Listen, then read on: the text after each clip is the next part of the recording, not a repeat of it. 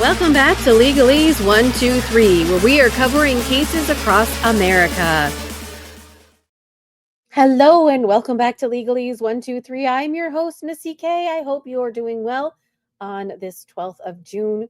We are covering the George Pino trial. We are on day 4. Yay! Even though today's day 5. We'll get there. Don't worry. We're a little bit behind. But with Zoom Room and everything, we will catch up. I'm already caught up pretty on day 4. So, at the start of day 4, the jurors went on a field trip, a viewing, if you could say. I do know that they went to go see the boat. I do not think that they went out on the water. I think that there might be a video that Billy introduced to them showing what the mile markers look like, etc. But I think they just went to go see the boat because the boat has been seized by the police. It is evidence, and it has been in their possession all this time. So that is what they did yesterday, and now they are back in the courtroom, and we are going to pick up where they left off. If you don't know about this case, George Pino is a real estate mogul in the Biscayne Bay, Ocean View, Ocean something area in Florida, South Florida, Miami-Dade area. On the day of this incident, which was September 4th of 2022, he and his wife and about 12 other girls were celebrating little Cece's birthday. And earlier the day, the girls were playing pickleball. Then they went out on the boat. They met up with some other friends to like Elliott's Bay sort of area. If you know, you know. And they went floating and they were drinking. Yes, when I say drinking, they were drinking alcohol. The parent provided alcohol to the teenagers. They were drinking Trulies. The parents, Dad said he had 2 beers. And then yesterday's testimony was shown that mom had some Prosecco and some Chambord. She states she wasn't drunk. He states he wasn't drunk. He's not being charged with any driving while under the influence. Supposedly he had rejected the question of whether or not he wanted to be tested at the scene. He did go to the hospital, and I think there was a blood draw, which showed that he didn't have alcohol. Now, what the time frame is, I don't know. Maybe we'll get into that later on. These are just things that I heard and heard about. On the way back from this boat trip, the parents were planning a celebration dinner at their resort, or I want to really like country club, Ocean View Country Club. And it was supposed to be from 9 to 11 o'clock at night. The accident happened at around between 6 and 6:30 p.m. They were on their way back. George was driving approximately 40 miles per hour. There is no speed limit in that area, and he hit a channel marker. He hit channel marker 15. And when the channel markers are supposedly you're supposed to be just like you're driving on a road. A channel marker is here. You're supposed to be on the other side. When he hit it, and then it clipped the right side of the boat, which then the boat took on water, and then the boat sort of like capsized. Some of the passengers were ejected. Some of them jumped off. In the end, Lucy Fernandez, which is one of the teenagers, was caught underneath the boat, and she drowned. Did she drown before then, after then? Was she caught under the boat and drowned? We do not know. We do know that after the crash, they were accounting for everybody. She was underneath the boat. There were 2 other girls who were severely injured. One was Katie Pugh. We know she was severely injured, and I think she has long life-lasting injuries. We'll probably get to her at some point in time. We haven't gotten there in the testimony. Another girl. We just saw the body cam footage of the police officers, and Katie and the other girl are like hunched down in the boat. Katie was unresponsive. The other girl was at least breathing. We know that they went to the hospital. Hopefully we'll find out at some point in time what their injuries were. Unfortunately, Lucy was never been able to revive from the scene. They ended up taking her. We saw body cam footage. They had to like hurry up and speed her to from the crash to a place where a helicopter could land and take her body. And by the time the parents arrived at the hospital, she had already passed. So he is being charged with manslaughter and vessel homicide in reference to Lucy Fernandez's passing. All right, buckle up. We are in day 4. Let us begin.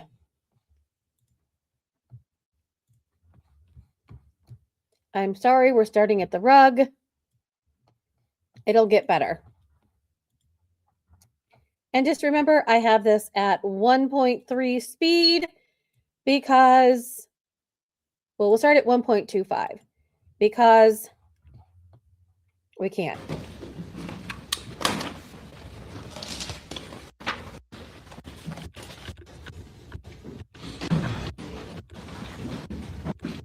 This case with each other? No. Or with anyone else? Or am I part of this forefront? All right, here we go.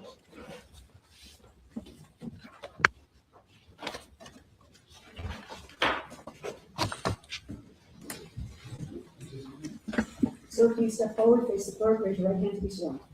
Do you solemnly swear from the testimony you're about to give will be the truth, the whole truth, and nothing but the truth? I do. You may have a seat, sir. All right, this is witness 11.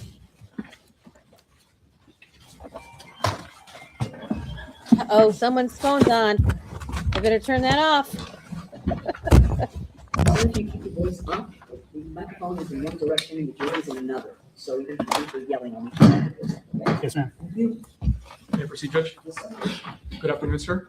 Good afternoon. Can you please introduce yourself to the members of our jury? My name is Manuel Pomares. I'm a lieutenant with Florida Fish and Wildlife. Florida Fish and Wildlife, did you all just host some guests today? Yes, we did. Did you see some of them here in the courtroom? Yes, I do. Was that to see a vessel, a crashed vessel? Correct. The vessel, were you part of the recovery? I was part of the recovery of the vessel. So let's talk about how that happened and the information that you have. Were you working on the day of the crash, September 4th, 2022? I was not working that day when the event occurred. I was notified afterwards. How did you learn about the crash? I believe I was called either to my personal phone or my work phone, notified, and then I would have come out shortly after that on the clock and responding to phone calls and trying to gather information and see what needed to be done at that point. Where did you respond? Initially, I was just on the phone gathering information because I didn't know where to go until more information started coming in. The location of the accident was Cutter Bank, which is a remote area that even if I left right away, I wouldn't have been able to go to. So it was more beneficial for me to get additional information and see what was needed before I left and responded somewhere. So where did you drive to? Initially, I just stayed at the house making phone calls, coordinating. Eventually, I ended up, I believe I went to Walmart and bought water, and I believe one of my counterparts bought food because at that point in the evening, we had to keep officers keeping watch on the vessel because the vessel was overturned in Cutter Bank at descent marker 15, and we knew we weren't going to be able to recover it that day, so we needed to maintain custody of the vessel and have somebody watching it overnight, so we had to make arrangements. Let me stop. Sorry. We're going to go slow. You're talking fast, but we're going to go slow. Okay? Got it. All right, so you go to Walmart. Correct. Why did you go to Walmart for supplies? Went to Walmart to get supplies, water and drinks for our officers. And then after you get the waters and drinks and food, do you go to Black Point Marina or where do you go to? I responded to Black Point Marina, and I arrived there as the fire boat was arriving with victims that had not been transported because they weren't as severely injured as the ones that had been airlifted. Okay, so at this point, it's dark outside, it's nighttime? That is correct. Okay. Now, as a lieutenant, can you tell me what your responsibilities are? Okay.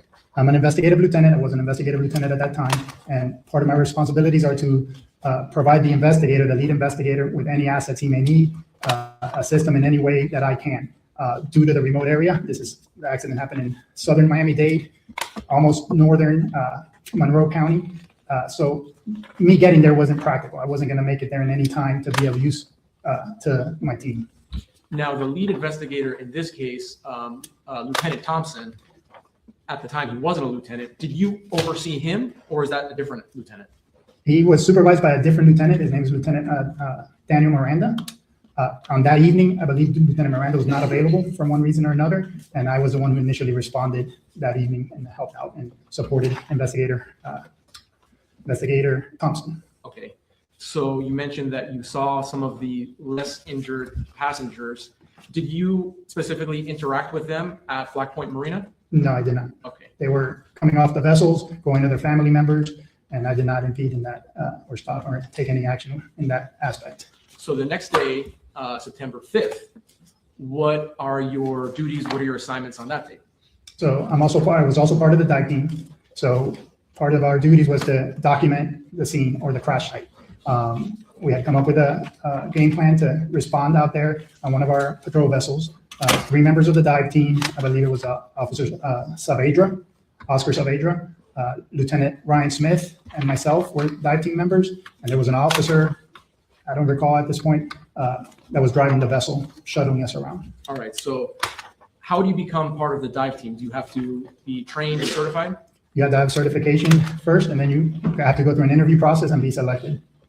Did you receive all of the necessary training and certifications to become part of the dive team? Yes. And just as an aside, how long have you been with the Florida Fish and Wildlife? I'm in my 29th year.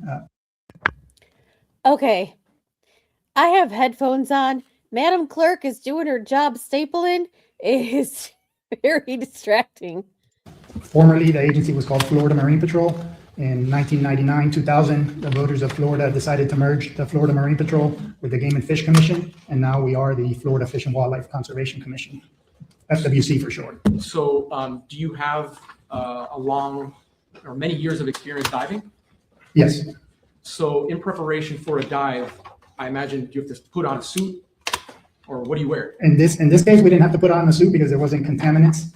We had to put on dive gear, which is a VC, a dive tank, regulators. So all that had to be loaded on the boat because obviously it was far away from the mainland. So let's break that down. Can you explain what that equipment that you just referred to is and how it assists you? Absolutely. So it's scuba gear, self-contained underwater breathing apparatus. So it's basically a VCD, a buoyancy control device that inflates to help you control buoyancy. Okay. You need to put that on. Behind that, that holds a dive tank, which has your air supply. And then you have regulators that bring the pressure down from what's in the tank to something you can actually breathe, to be able to breathe underwater. So. And do you have to regularly receive additional training, either yearly or anything like that? Yes, we typically try to do it monthly at minimum. Sometimes we don't because there's call outs and other situations where we dive more often than that. So it all depends on what is occurring in the field. So where do you leave to do the dive? Where do you leave from? I believe we left from Coconut Grove and loaded on my patrol vessel in Coconut Grove and responded from there. And, you know, we've heard testimony about Cutter Bank. Did you know where in Cutter Bank the wrecked vessel was? Yes. And I think earlier you mentioned that FWC, did they make arrangements for there to be somebody who had eyes on the wrecked vessel from the time they learned of it to the time you got there? Correct.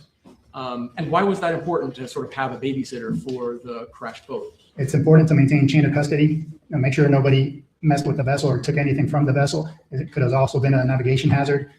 People that navigate that area might not know it was there, especially at dark, and somebody could have run into it.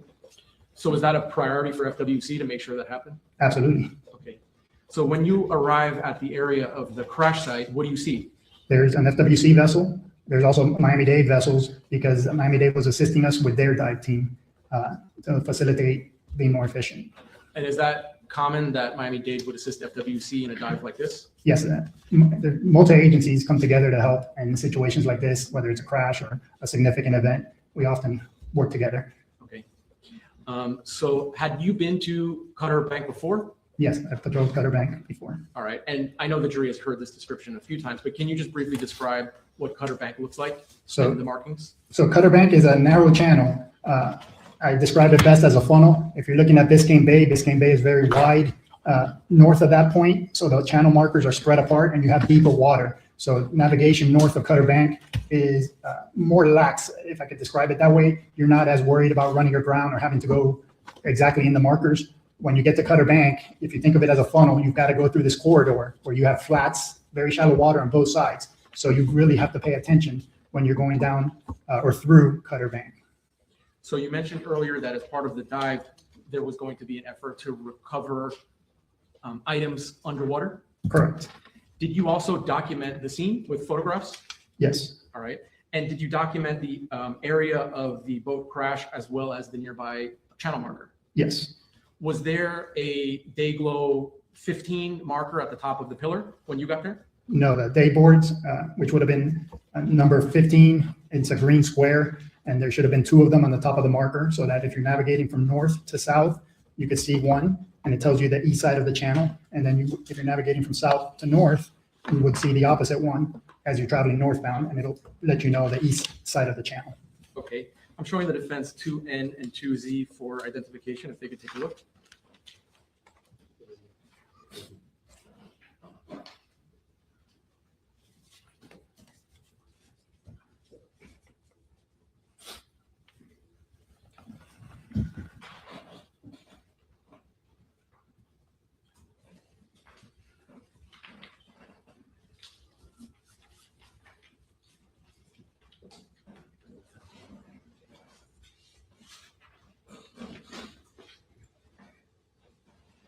Okay,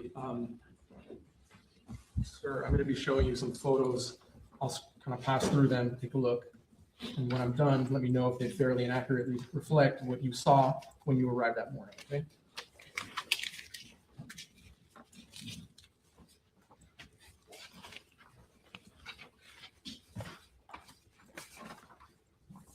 Do they?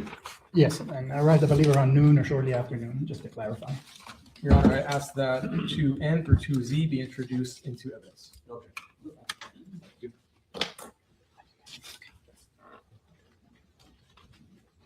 State Exhibit 2N, previously modified indication, will become State Exhibit number 25. I'm sorry, can you see? 2N will become State Exhibit number 25. Thank you. You're welcome. 2O, 26. 2P, 27. 2Q, 28. 2R, 29. 2S, 30. 2T, 31. 2U, 32. 2V, 33. 2W, 34. 2X, 35. 2Y, 36. And 2Z, 37. Thank you.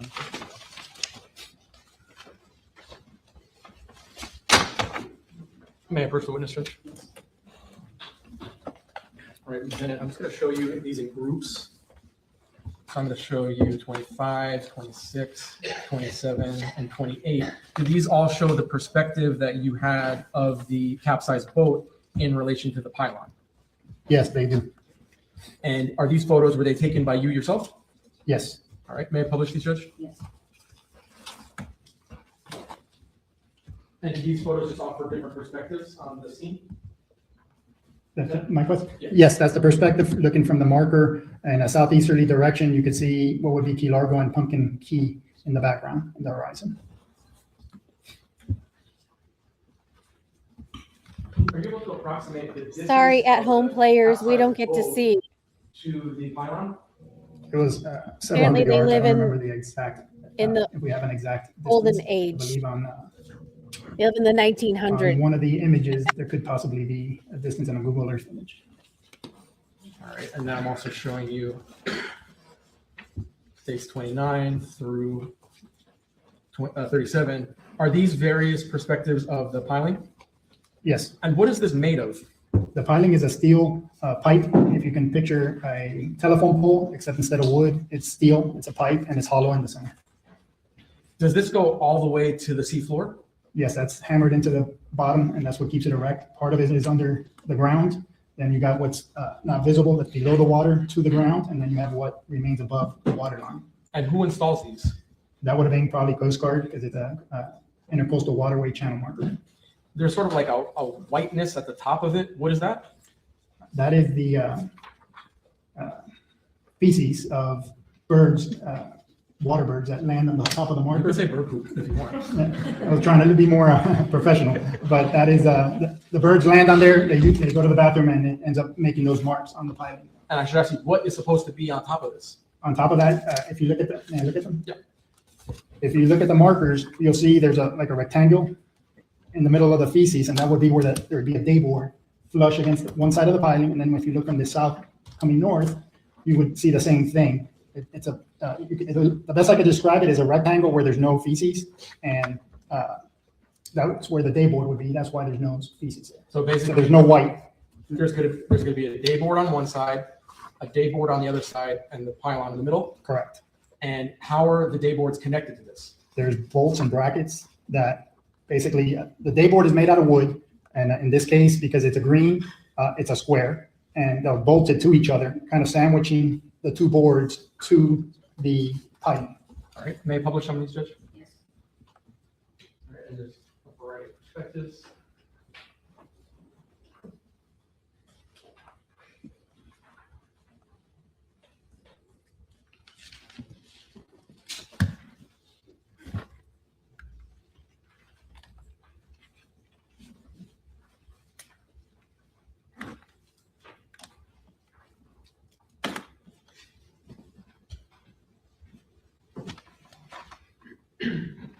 The day board markers, what are they made of? They're typically made of plywood, and they have some kind of a laminate adhesive sticker on the face of it that faces out from the marker. And that's typically has some kind of reflective material so that and when vessels navigating at night, the operator could see the markers and make it easier for them to identify the markers ahead. What are the dimensions of the placard on, what are the dimensions? I contacted the Coast Guard, and they advised me it would be 3 by 3 feet by 3 feet. And I brought a piece of cardboard. Wait. Oh, I'm showing you the defense what's marked for identification, 3A through 3H.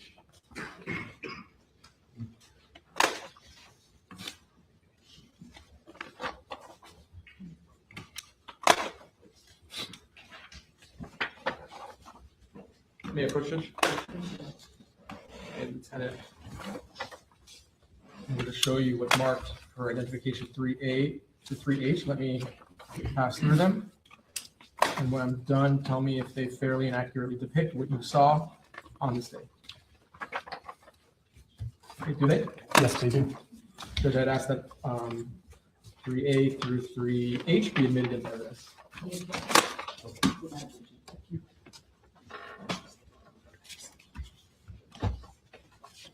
State Exhibit 3A, previously marked identification, will become State Exhibit number 38. 3B, 39. 3C, 40. 3D, 41. 3E, 42. 3F, 43. 3G, 44, and 3H, 45.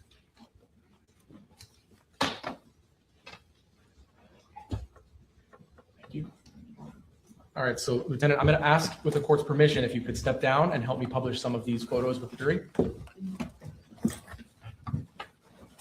right, so.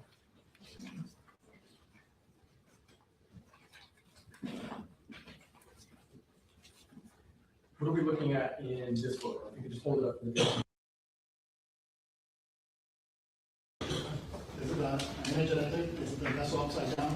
It's sitting on the bay. There's a shot of water at the top, which will be the roof. It's actually on the bottom, so it's sitting there. It's not floating. It's sitting on the bottom. The grass, it's difficult to see, but you can see the grassy bottom, so it's just sitting like it's sitting on somebody's front lawn upside down. There.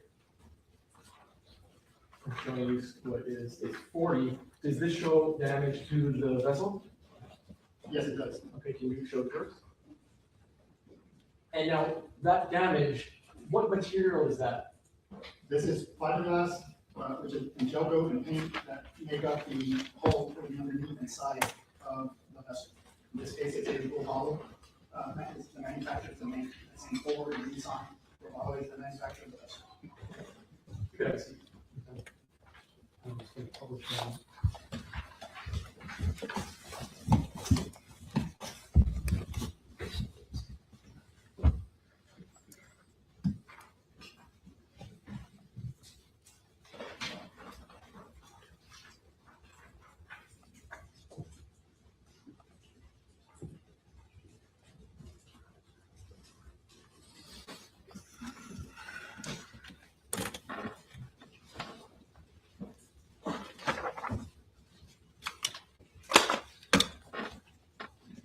All right, so we've gone over the documentation of the pylon, the capsized vessel. Do you then dive underwater to document the underwater scene? Yes, I do. So take me through that. What do you do? How do you go about doing this type of a dive? So the divers on this day were Lieutenant Smith and I, and then we always leave a diver on the surface in case there's any kind of emergency. That person can immediately get in the water and render aid if there's an entanglement or air issue or some kind of emergency, unforeseen event. That officer is on the vessel paying attention to us, that diver, ready to go and enter the water if we need him. Okay. And do you each take turns just diving right in? No, we go in together, always go in 2 people minimum for safety. And then on that particular day, I was recording and taking pictures with a GoPro camera underwater and above the water. Okay. So tell us a little bit about the GoPro camera. Is that something you're holding or is it on your person? How does that work? It's a small camera that's in an underwater case, so it can be taken underwater, and I'm holding it. Prior to doing anything, I went around the vessel to get a 360 to see what was done or what was there before anything was touched. And I believe we did a second loop around the vessel to document everything before we touched any of the items that were on the vessel or around the vessel. Now, when you went down to video record, do you do a 360 around the boat? Yes, And just before court started, were we watching videos of your recordings?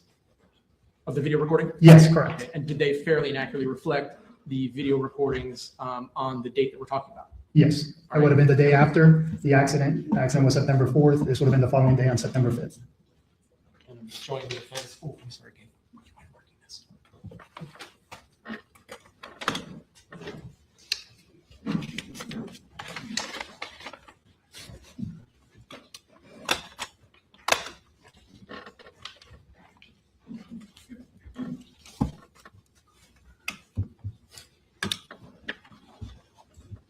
Showing defense for R.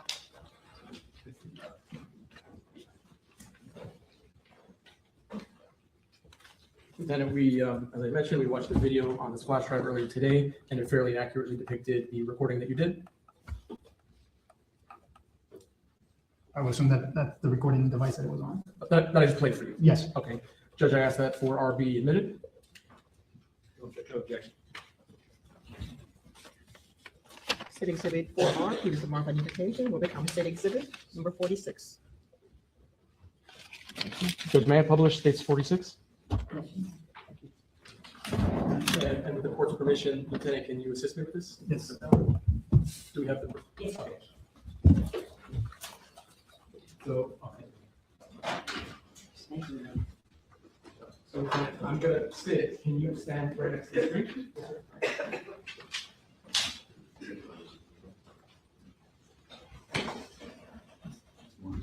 Stand.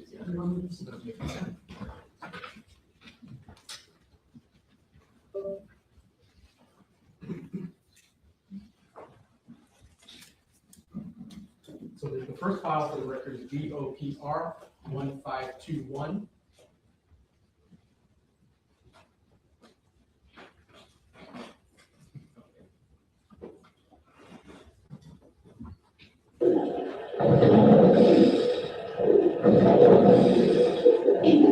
Okay, so I'm gonna pause the video here.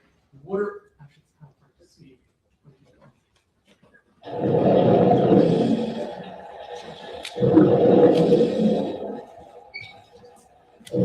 So I don't know if it's a little bit hard to see on this screen, but what would you call this resting at the bottom? The side of the center console or the T-top. The T-top will be the roof portion. The center console is the fiberglass cube with the steering and the screen bar. And so this T-top, is this where the captain of the vessel would be when they're operating? It would be behind the steering wheel. It's hard to tell exactly what direction that.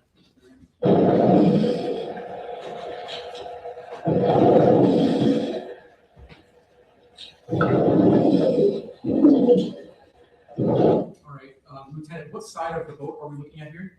Here you're looking at the vessel upside down. This should be the starboard side. You can see the damage, which is all on the starboard side.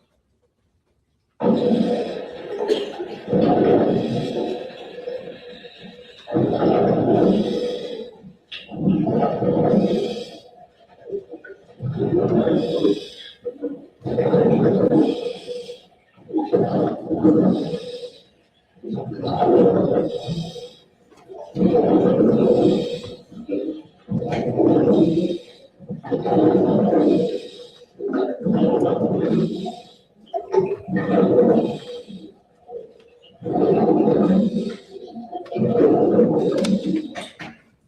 right at the end of the video,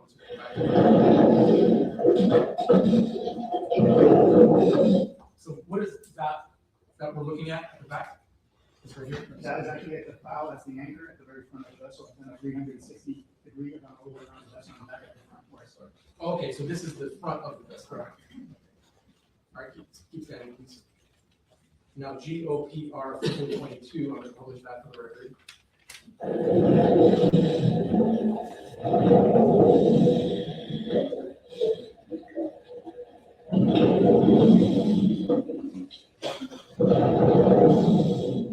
you able to tell what that is, sir? And I'm pointing at the bottom of the screen. This is a compartment that's on the side, a panel that's been dislodged due to the damage.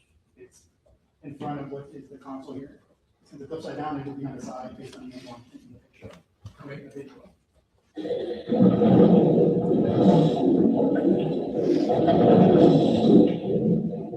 So is this? So you can see the boat's upside down, and you can see that it's pretty shallow. I mean, you can almost see the ground there, so it's not too deep. At least that's what I can see. And you could see where they would see that Lucy was underneath the boat. Now, that's where they found her, right? We don't know if, we don't know if she was inebriated. She was drunk, right? We don't know if the impact knocked her unconscious and then she drowned. We don't know if she drowned because she was underneath the boat and she couldn't get up. We don't know if she was unconscious and underneath the boat and couldn't get up.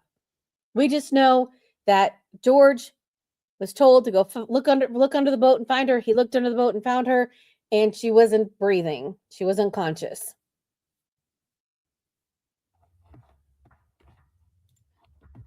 Let's continue. Video sort of a closer perspective than the last video. Correct. This one's more trying to get closer into the vessel. The other one was like further from the vessel itself.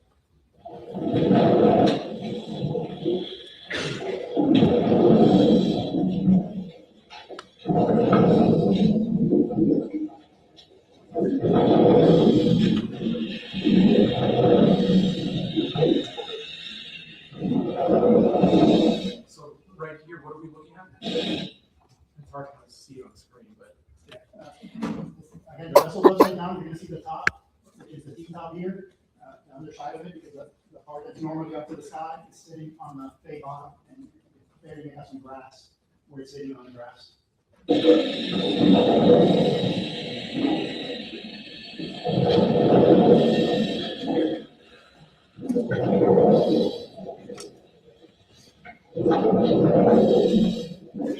are you able to tell what area we're looking at here? That's the helm area where the steering wheel would be right here. And then this is the console where all the electronics will be, the seat and the leaning post area, or the backrest of the seat, the windshields up here.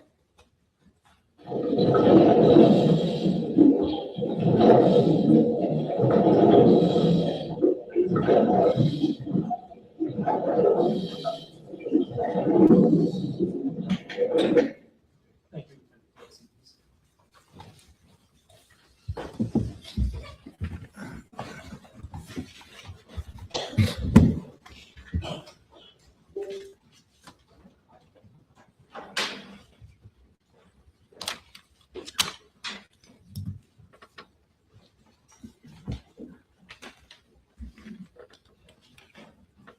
All right, so you mentioned earlier that some underwater photographs were also taken, correct? Correct. So I'm showing the defense has been marked 3I through 3R for identification purposes.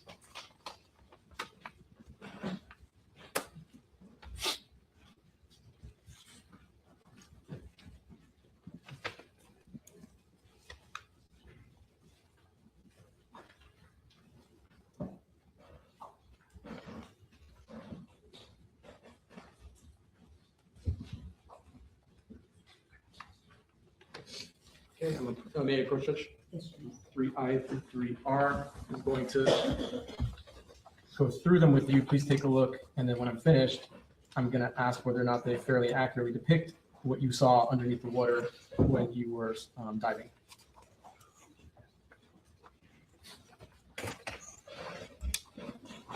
Did they? Yes, they do. So Those that's pictures that are very 3I green. through 3R be admitted. The video looked very blue.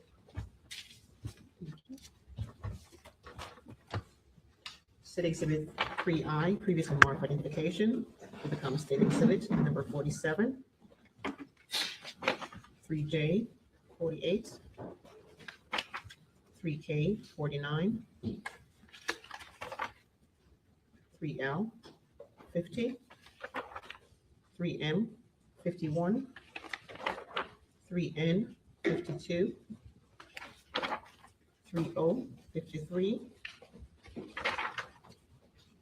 3P, 54.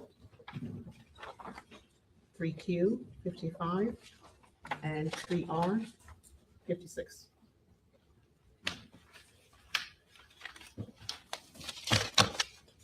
And Judge, same request if the witness can assist me in publishing. yes. Thank you.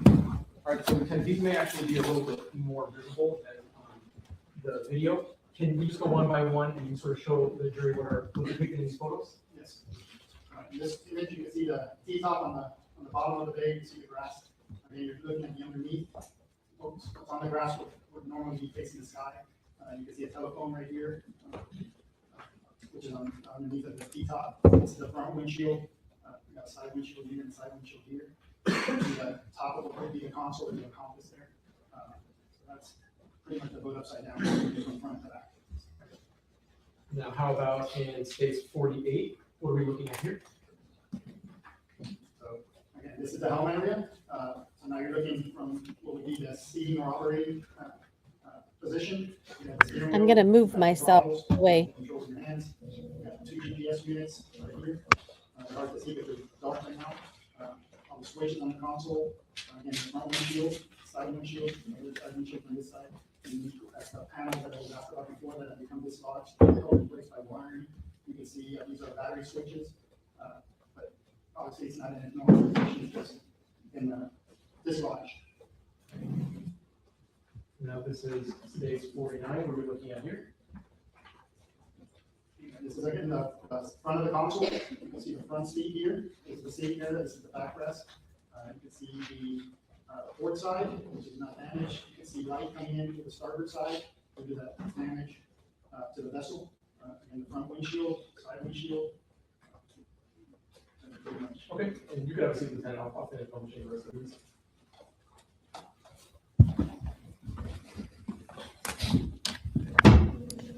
Okay, sorry at home players. We're not going to get to see much. But I feel like I will try to go back to see. It's the camera. You kind of saw what it looked like underneath water. And then on my Facebook page, I'll put a picture of the boat. Today will be what the boat looks like crash day.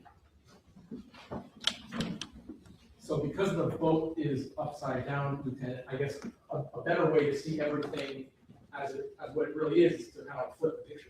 Correct. It would make it easier to see what you're looking at, but it's just turning the vessel upside down. Okay, but I believe that the jurors went to see the Now, boat earlier that day, so they get an idea when of what you're- it looks like. Diving and recording the scene, are you simultaneously collecting things?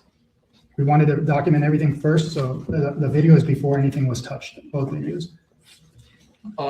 So after the scene is documented, do you then enter into, I guess, what we can call maybe recovery mode or something like that?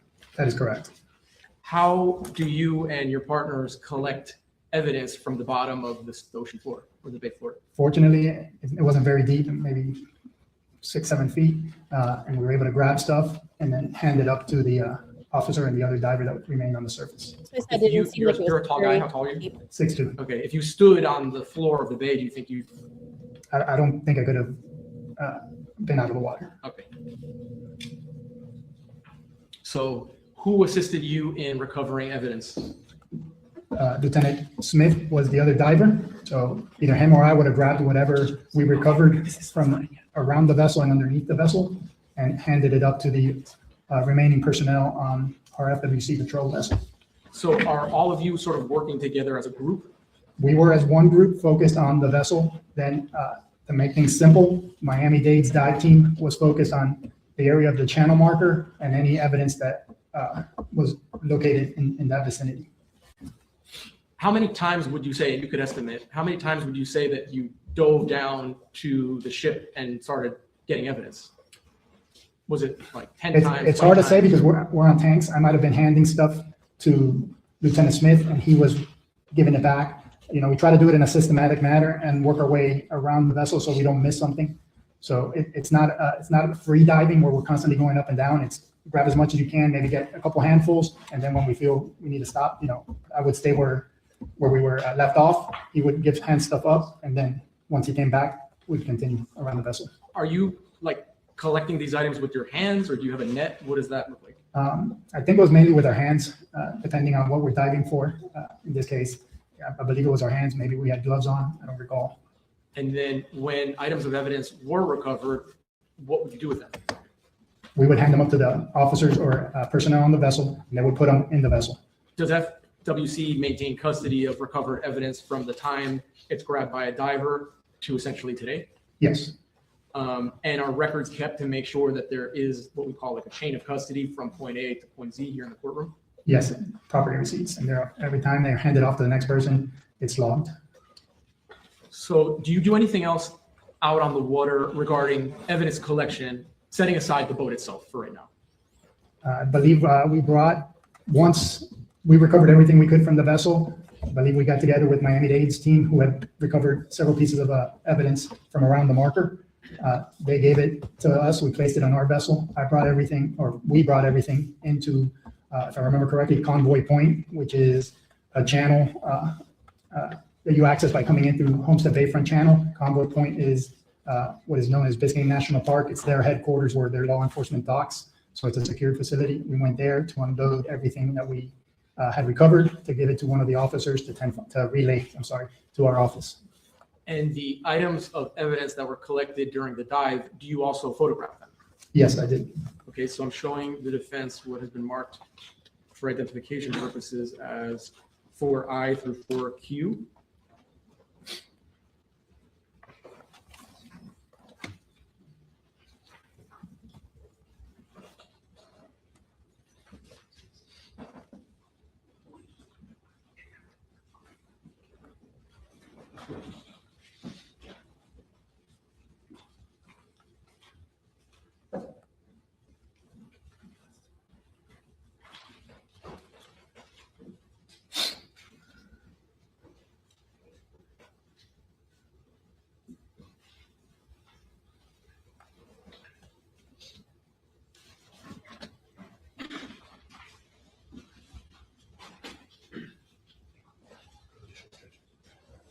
There's no additional objection, preserving a prior objection you made.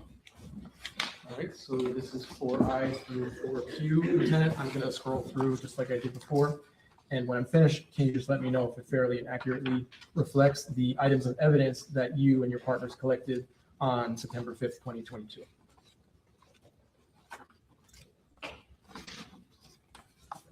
Was it? Yes, they do. Again, some of them were collected by Miami-Dade, and some of them were collected by us on the vessel or underneath the vessel. Judge, I ask that all of these items 4I through 4Q be admitted into evidence, please.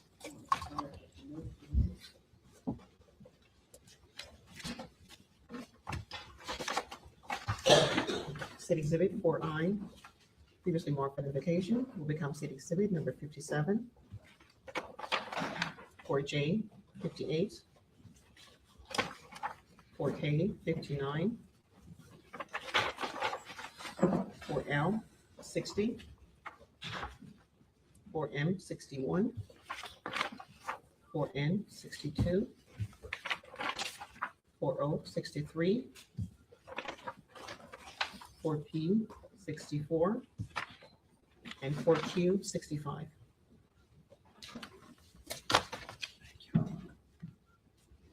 May I proceed, Judge? So Lieutenant, I'm showing you first states 57 as well as states 58. Are these sort of overviews of all of the items that were collected? These are the overview of the items collected from the vessel and surrounding areas of the vessel. Okay. And actually, before I ask the public, what are some of the items that were collected and are documented in this photo? Starting from left, there's some clothing, there's 8 phones, a pair of glasses, miscellaneous, there's a couple pairs of glasses. There's miscellaneous fiberglass pieces from the vessel. Looks like a portion of a hatch belonging to the vessel. Looks like some kind of a fabric cooler, the fire extinguisher, miscellaneous clothing, another canvas type bag. There's a couple of Yeti type tumbler cups and a couple of Trulies and a Bud Light can. Did you say Yeti type tumbler? Yes, Okay. May I publish that, Judge? Yes. And where were these recovered from? they were either underneath the vessel or around the vessel. We're gonna look at some close-ups in a moment.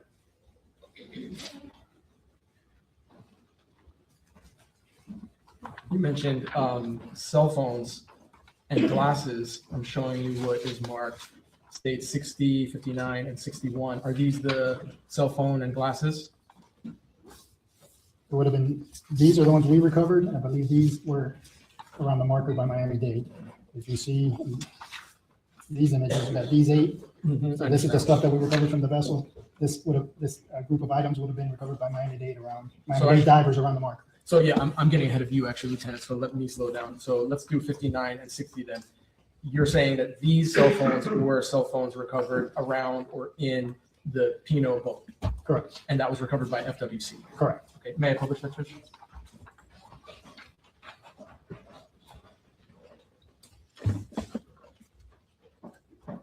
I think there are 8.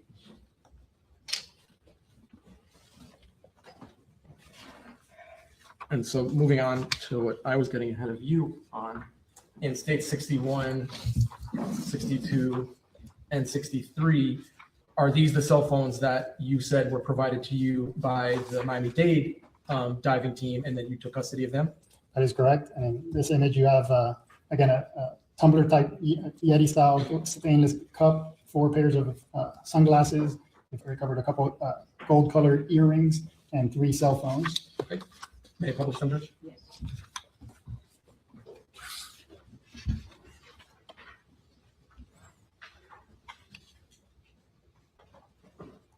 And these were by the marker, did you say? Correct.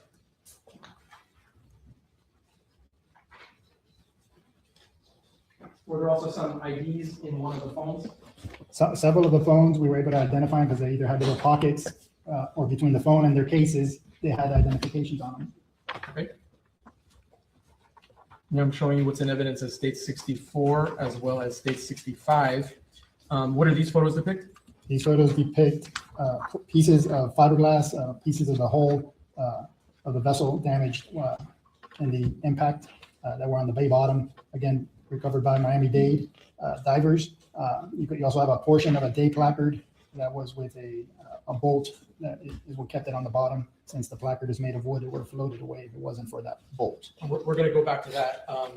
Before we go back to the marker with the bolt, where was this located? Was it around the boat itself? I believe this was all around the marker. Okay, the marker. The marker, correct. All right, may I publish that, Judge? Yes.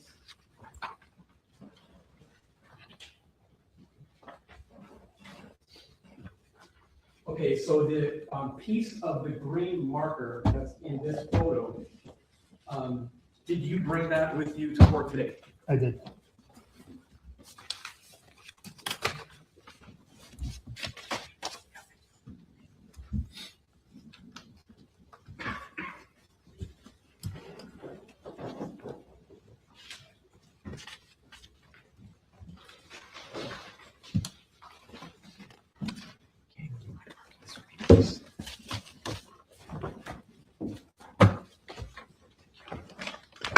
Remember, I do have this on 1.25.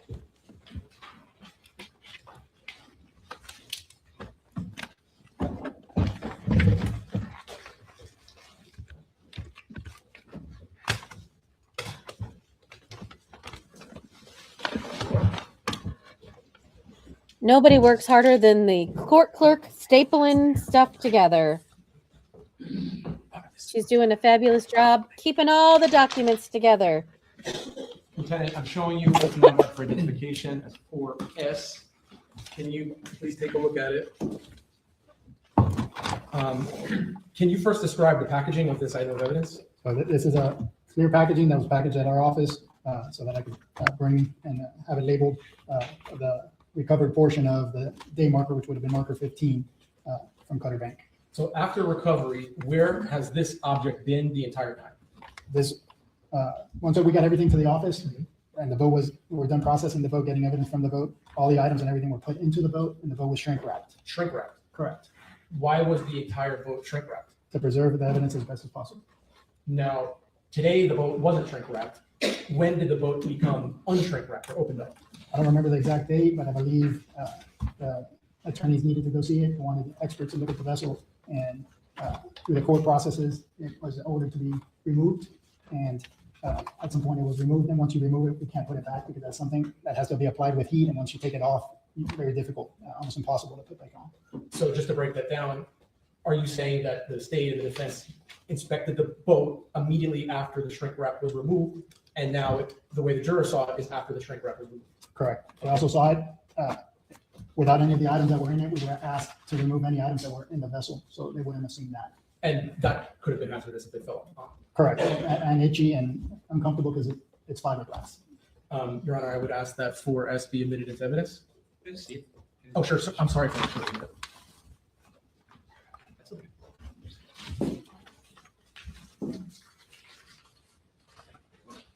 I would be asking that this be admitted into evidence, Judge. Okay. State Exhibit 4S, one part indication, will become State Exhibit number 66. Thank you. And if the witness could step down to help me. All right, Lieutenant, so I'm going to hand the marker to you. Can you sort of explain how it's made, what the bolt is, if you can do all that, show the group. So what you're looking at is a portion of the dayboard or marker.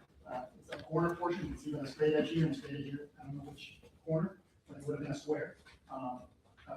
The green tells the operators of the vessel what side of the channel you're on. In this particular case, you're on the east side of the channel. The green, they have numbers also, so that you know as you're looking at a GPS or at a chart, what actual marker you're at. And that helps you identify which way you're going when the next marker is in sequence. If you miss a marker, you can deviate from the channel, run around, and cause damage to your vessel. So again, it's made out of plywood. It's got some kind of wrap or adhesive. It helps get this covered by vinyl material, the best I can describe it. You see that there's a bolt here, and that is what actually kept it on the bottom, because it being wood, it would have floated away like the rest of the marker probably did, because once we got there, there was no labels. So the environment we work in is a dynamic environment. It's not like on land, when something, lands, it's gonna be there. On the water, it's very different, especially if it floats, either the current or the wind and the waves would take it away from floats. So in this particular scenario, this rod, which is what holds, as I described before, you got a pipe like a telephone pole, and you got two pieces of wood. A rod goes to the sides, holding one to the other, and sandwiching, keeping them fixed to the pipe. Once the boards were broken, destroyed from the impact, obviously they came apart and wood floated away. Fortunately, the weight of the rod was overcame the buoyancy of the wood and kept it on the bottom near the marker where the batteries were covered. Thank you, Lieutenant. You can have a seat. May I publish the picture? This is States 66.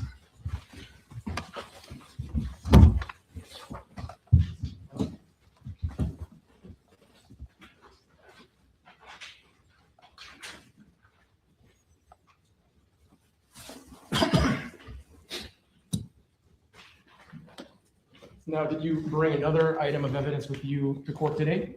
Yes, I did. You said you did? Yes, I did.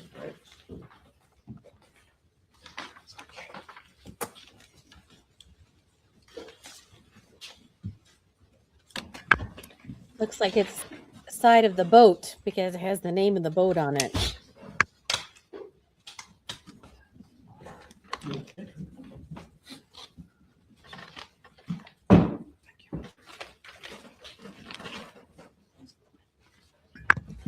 Sometimes evidence days are long and boring because you got to go through the process of putting the evidence in.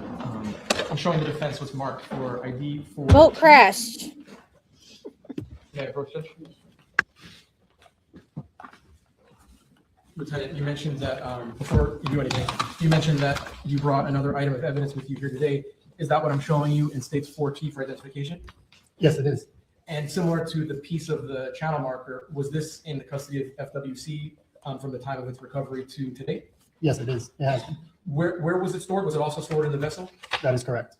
And then was it removed before the jury viewing? That is correct. Okay. And then the packaging here, it's plastic wrap. Did you do that for purposes of court? Correct. All right. So I'm going to ask that 4T please be admitted. Objection. State Exhibit 4T, modified identification, will become State Exhibit number 67. Okay.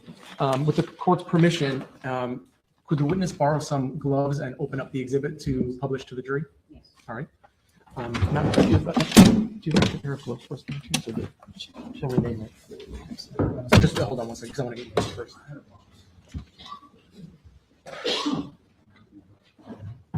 I'll bring you another last one. Oh boy, the court is courting. Move on, Judge, actually, and then we'll come back to this. So, Really? Really need to take it out and show them that it's part of the boat? Asking for a friend. Asking for a friend, right?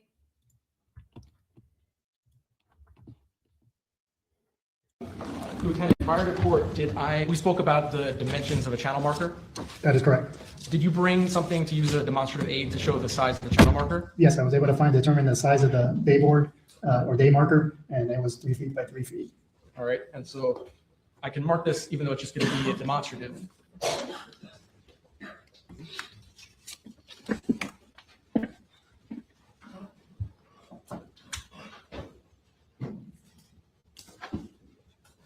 And just for the record, there's no writing on any of this, it's just a demonstrative.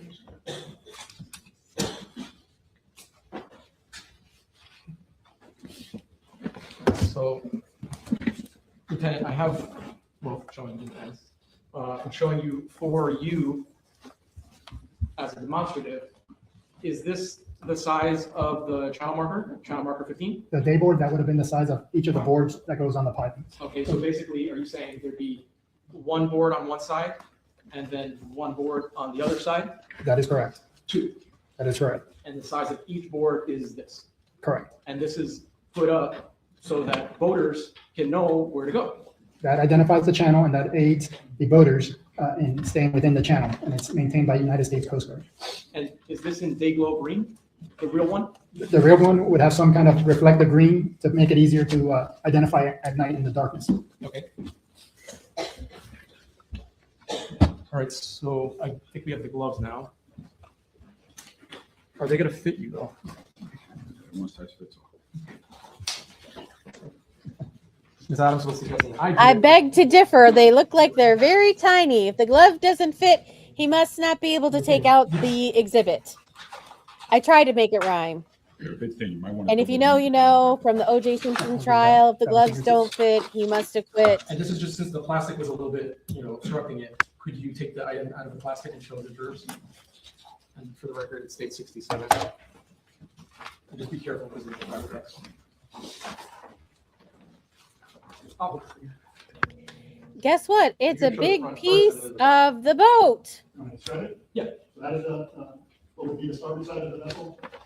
You can see part of the manufacturer that says Rovallo, and it's the same color as the hull, and then this will be facing the inside. That's typically what it makes up. Did we really need to take that out of the plastic in order for the jurors to view it? And while you're doing that, if we could just do the same thing. with Asking the, for a friend. piece of the channel marker at state 16. I can show the oh, yeah, 66. I'll take this back from you. And would you mind opening up state 66, please?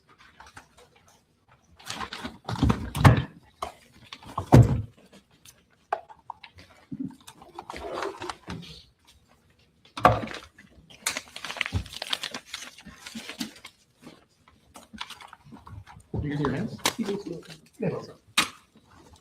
The gloves, though. No, So this happens with right, your hands are too big. Okay, and again, now it's out of the packaging, this is 6.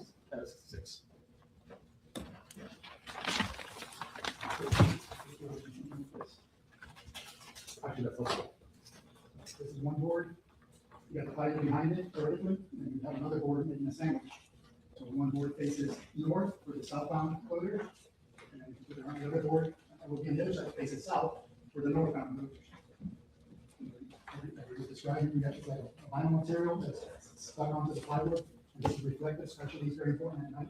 It's very difficult to see, and typically voters will use a light or QB to illuminate the next marker. That's what helps you go from marker to marker and stay in good water, so you don't run around and stay in a safe area.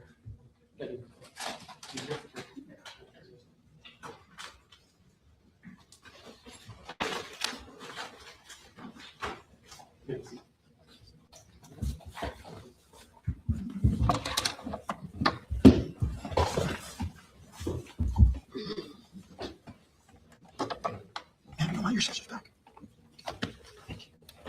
All right, so we've gone through the recovery of some evidence. We've gone through the underwater video. How does FWC, how do you get a big boat onto land after a crash like this? And one of the first things we have to do is we have to have bids. We got a contract, a company that will salvage the boat and float it and tow it in safely. Typically Seaco or Boat US are the ones that first come to mind. There are others, but we have to get bids as part of the process due to the cost of something like that. It's several $1,000s. I believe in this case, it was $8,000 was the lowest bid. And they go out there, they are trained in resurfacing the vessel, towing it in and keeping it dewatered. And then they'll take it to the nearest boat ramp typically, and we'll be waiting with our patrol vehicles and an FWC trailer that's big enough to place the vessel onto it. Were you present when the vessel was salvaged by the professional company? I was not. Who was present? I'd have to look on the, That's okay. it would have been whatever officers were Assigned. assigned to watch the vessel that the morning of what would have been the 6th. All right. Do you document the exterior of the vessel with photographs after it was salvaged? I believe the officers would have taken pictures during the process. I took pictures once it was removed from the water and onto the trailer. Right. Okay. So I'm going to show you what's been marked for identification purposes as 2L, 2K, and 2M. I'm showing you the fence.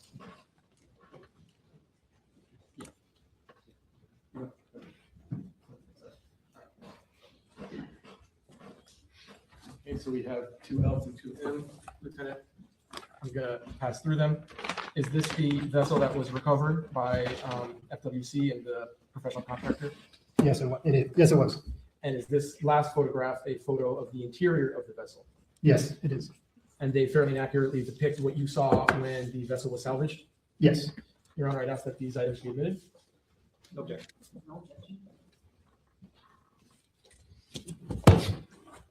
City Exhibit 2N, previously marked identification, will become City Exhibit number 68. 2K, 69. And 2L, 70. Thank you. And actually, Lieutenant, before I publish these items of evidence to the jury, I just want to sort of ask you questions regarding your background and training. Have you ever received any specialized training in vessel crashes? Yes. Can you tell me about how you were able to get that specialized knowledge? When we're officers, we typically try to go to NASBLA boating accident training. So NASBLA, what is that? I believe it's National Association of State Boating Law Administrators. It's a group that focuses on safety and boating safety. Now, when you actually attend, how many hours of class did you attend for that? There's 2 different classes. I attended both the primary class, which is level 1. It's a 40-hour block. And then at a later time, you would attend level 2, which is another 40-hour block. So a total of 80? Correct. Okay. So during those 80 hours, what are you learning about? You're learning about how to investigate boating accidents, how to look at evidence, different types of evidence, looking at the damage on the vessels to try to determine how the accident happens.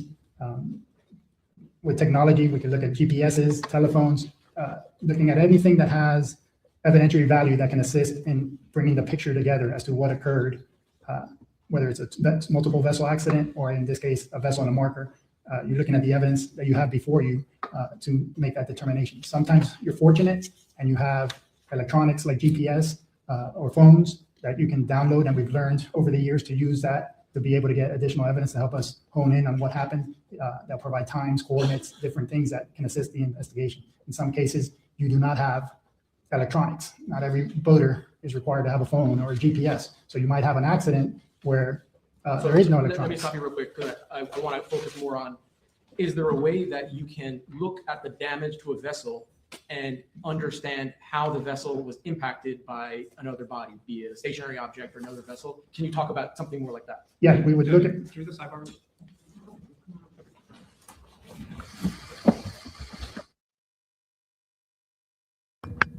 Okay, so I'm going to pause there for a second.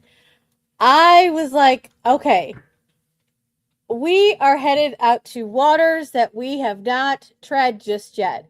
So we're like talking about what did you do to investigate this? And then now we're talking about how do you investigate? So I think what the defense is saying is, like, where are you going with this guy? Are you having this guy be the expert as to how this crash happened? Because if he is, then where's his report, etc. But I don't think that this is the guy that investigated the crash. I think this is the guy who just like recovered the evidence and recovered the boat.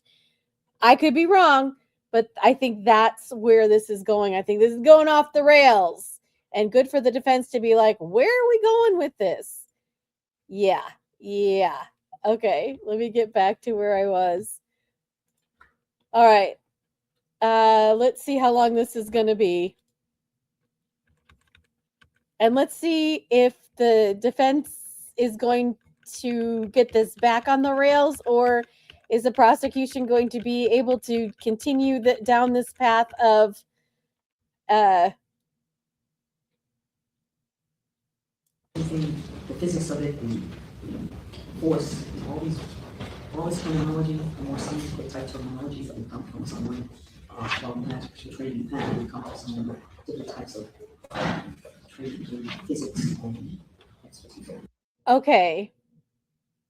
The jury's out, it looks like, because the judge is talking about physics and stuff. So I think what they're trying to say, and we can kind of get it, and they need the crash daddies, right? You need an expert who is an accident reconstructionist. So I guess he can't talk about it, but hang on. understood, Your Honor. We'll just follow the question. Okay. Jury was out. Jury's coming back in.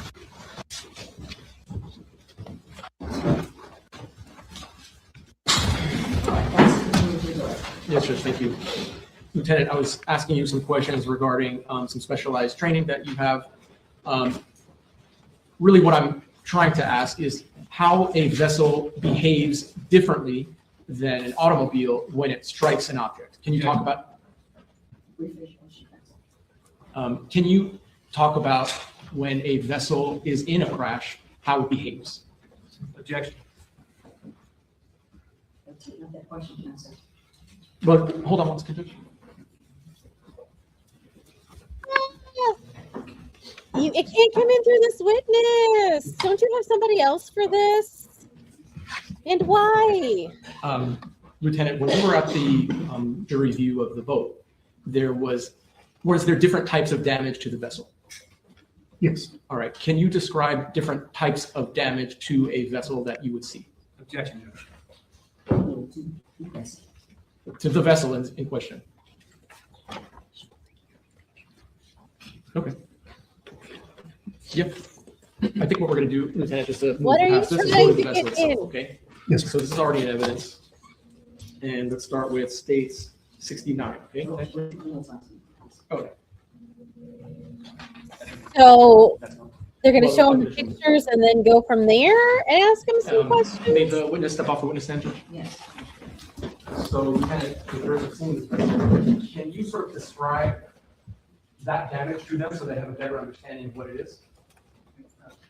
So, do you need a bigger photo? Yeah, one? Yeah. From the inside. This is a damage consistent with having struck a mark. I think I can keep it to just instruction. Please. And what, can you describe the actual damage to the vessel, the body of the vessel? Yeah, so you're gonna see damage, begins at about this point. It's hard to tell in this image, if that's something that more zoomed in. Okay, let me get you more. How is it? Oh my goodness. He hit the pylon. It's consistent with him hitting a pylon.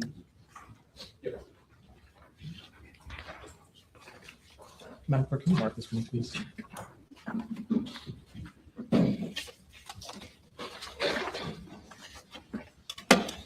Sometimes when you make things very complicated, you're going to lose the jury. Just keep it simple. You had asked for a close-up of what I was showing you for V. Is this a close-up of the damage to the vessel? That is from the stern. All right, would this aid you in explaining the extent of the damage to the jurors? It will help. Do we have one from the bow?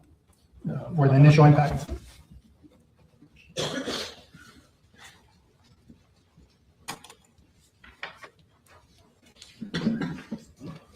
Isn't there somebody else that you can get this in through? Why are we dying on this hill?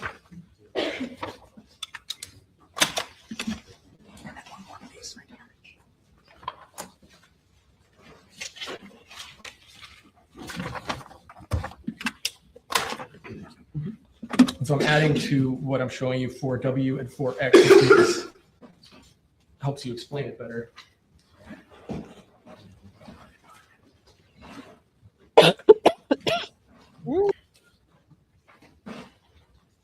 May I have research? So this is 4B, 4W, and 4X for identification. Will these photos assist you in explaining to the By the way, your eyes do not deceive you. Mr. George Pino has 4 attorneys at his desk, 3 men and 1 lady. jury? Yes. All right, and so do you remember at the viewing, Lieutenant Thompson pointed out 2 parts of the vessel to the Yes. jury? Yes. Okay, and so those parts of the vessel, are they depicted in 4W and 4X? Yes, they are. All right, and are these 2 separate locations, one towards the front and one towards the middle? That is correct. Okay, I'd ask that all 3 of these photos be admitted, Judge. Okay. State Exhibit 4V, previously marked by identification, will become State Exhibit number 71, 4X, 72, and 4W, 73. Thank you, Judge. And now may the lieutenant step down to help. Okay, so Lieutenant, you asked for a photo that was closer to the front of the ship. Is that what I'm showing you here at State 73? Yes. All right, can you use this exhibit to show the jurors what you wanted to show them about the impact? So what you can see on this image of the vessel, you can see a portion of green here, which that's where that vessel made contact with the big one. And that's transferred, which you can be seen here. And that very first initial impact point is one of the furthest forward portions of damage on the vessel. And we got transferred from the big one, which would have been the green marker. All right, and now midship, State 72. Okay, hold on. Transfer from the big one, which would have been the green portion of damage on the vessel.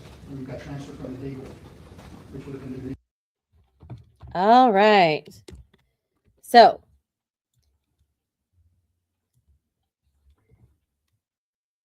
marker. he hit the right side of the And now bow, like right midship, here. State 72, does that also show transfer of it? Yes, it does. And can you sort of point to it for You the can see there's green transfer here, and then that also made contact with the big one, leaving a mark. Ooh, pause it. Just said, by the way, I'm going to put these pictures on Facebook. Hang on, I don't like that one. Hold on.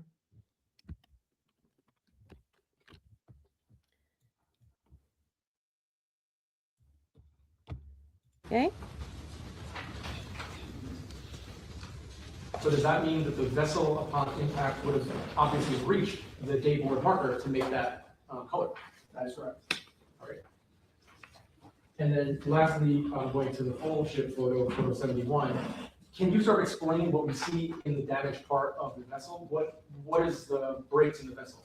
So the damage you see is damage consistent with the piping making impact with the vessel making impact with the piping. And that's why you're missing sections of the vessel. And it's actually pushed in. It's very difficult to see in the vessel from the impact. So are you saying that the piling From Again. the impact. So are you saying I'm trying to get a picture of it, and all this other stuff is in the way. that the piling From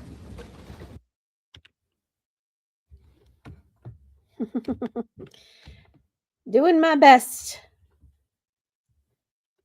Okay. All right, here we go. Sorry. when it's actually pushed in, it's very difficult to see in the vessel from the impact. So are you saying that the piling struck the body of the vessel and then the marker scraped along the top? No. So the vessel struck the piping. Right. Is the first thing. As the vessel's going by, it hits at the front where it transfers. Remember, the dayboard is on the top, the very top of the piping, so it's very high. The higher portion of the vessel, and the furthest out from the vessel would be near the bow on the starboard side. That contacted the dayboard. As that is getting crushed in, and you see a mark due to contact, then the vessel impacts the actual piping, crushing the side of it. And remember, the vessel's tendency would also be to lean because of the impact with the marker at the same time, exposing the underside to getting crushed by its force against the steel pipe. Yes.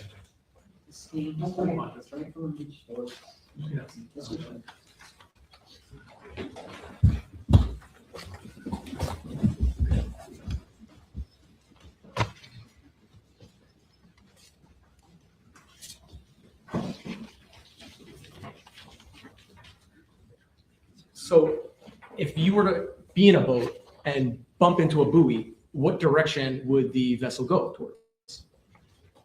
Objection. You could answer, Lieutenant. Thank you for being here. Okay.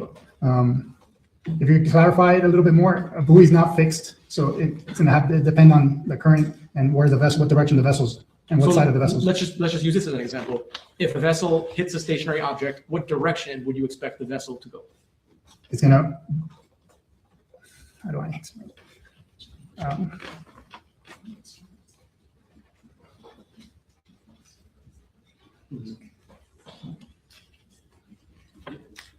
And again, looking at what happened here, if the front starboard side impacts a stationary object, where would you expect the vessel to go? The vessel's going to start to heel over as the collision is happening, and the damage is wanting to slow the vessel, and the vessel's forward motion wants to keep going. Therefore, it's crushing what's making contact from the vessel, fiberglass, with the steel piping in this case. Okay.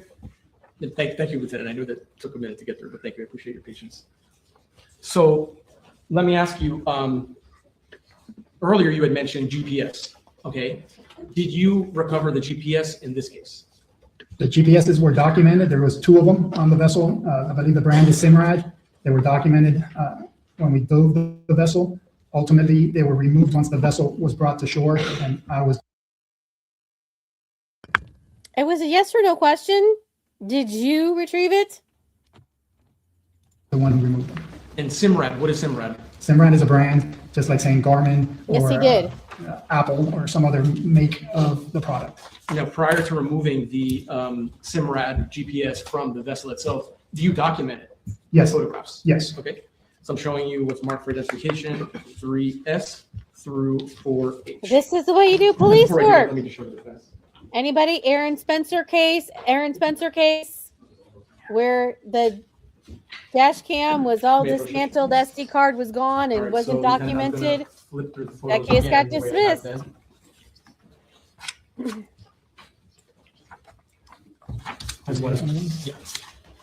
And when I'm finished, I'm going to ask you if they fairly accurately depict the devices that you saw on the boat and whether or not you in fact recovered them.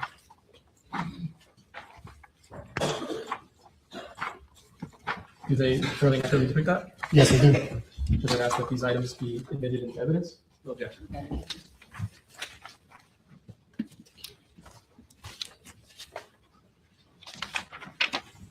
State Exhibit 3S, marked identification, will become State Exhibit number 74.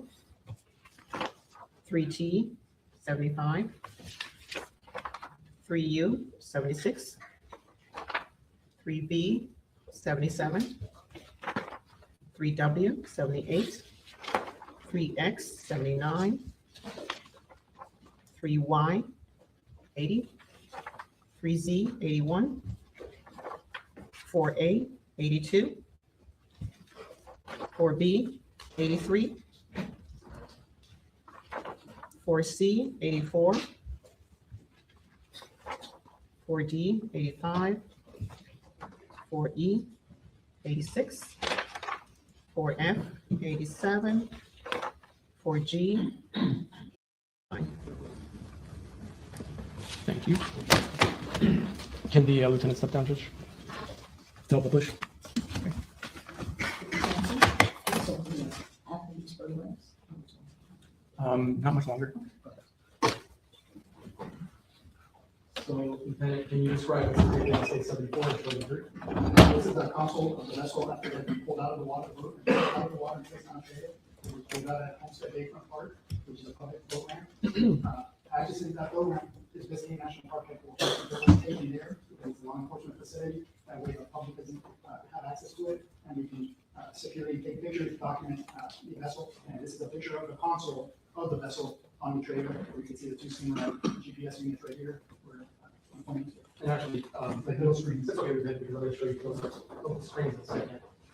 76 and 75. What are these screens used for? For navigation, those are GPSs, global positioning systems, and they'll have charts on them, which is an aid to the operator to navigate safely. And there are two screens. There's two screens on this particular vessel. How about in stage 77? What is this? That is, I discussed that before, that was a panel where the battery switches are that have been dislodged and was held in place by the cables and the wire.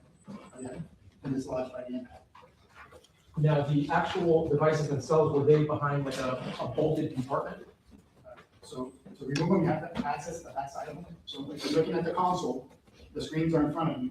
You would have to go to the front of the console, open the door, and get to what would be the back of the screens. And there's a panel that needs to be removed, so you can access the back of each of the screens.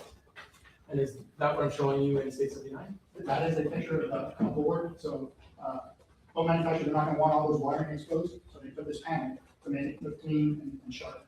So I had to remove that panel to have access to the back of the GPS to be able to use. And then so when you remove the panel, is that what's depicted in state 80? That is, once the panel is removed, that's what you're looking at the backside of the console, looking from the front of the vessel towards the back inside the console. Now, actually just going back quickly to stage 80, are there two separate devices or what is that? That's the back of both of the units. You see it's a you can see this is gonna be your port side, and it's indicated whoever wired it wanted to keep these organized, and you wrote red tape on the wiring. And then this is your starboard, which has green tape on it. And that's typically because vessel on the port side, which is your left, behind the wheel, is your red light. On your right side, which is your starboard, that has the green light. So if you just say right or left, it can get confusing depending on how you're looking at the vessel. Whether when you say port or starboard, doesn't matter how you look at the vessel, you're clear on what side you're referring to. And does that match the color of the markers as well, red and green? That is correct. The red and green, they tell you what side of the marker you're supposed to be on, depending on the channel. So I'm looking at 81 and 82. Are these just close-ups of the red and green? That is correct. So this would be your port unit. So if you're looking at the back of the console, it'll be like this. This will be your left port because of the red. Green is your starboard side. So that you can tell without being physically on the vessel. And then finally, were there some photos that you took that showed the serial numbers on the GPS? Yes, each unit has a serial number. So part of the process when you document is document the serial numbers. And you can see in this image, this is the port because it's got red tape on the power cables and on the cables themselves. And then you can see here it says SN and it's got a serial number ending in 787. So this is your port unit. You need further clarification. So that's the one if you're standing behind the steering wheel for the port side. And now this one, That's good. Now, this one I'm showing you, ending in 796. Do you see the beginning of the green cable there? Yes, it is. And what does that mean again? Again, this is the opposite unit. The green is your starter. And there's two pictures because this one came out a little blurry. So I had to take a close-up of it. And you can see this one ends in, it's a SN serial number, has a connecting number, but it ends in 796. And again, in this image, you can see the power cables or the accessory cable, and it's got green tape on it. So me zooming in, give a clear explanation. Well, after this, we're gonna look at the other item that brought with you. Please. He was asking, how about this one?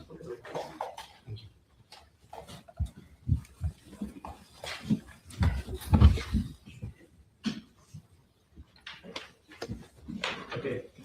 So, Lieutenant, did you bring these devices with you to court? I did. And are they in this big box over here? Yes, they are.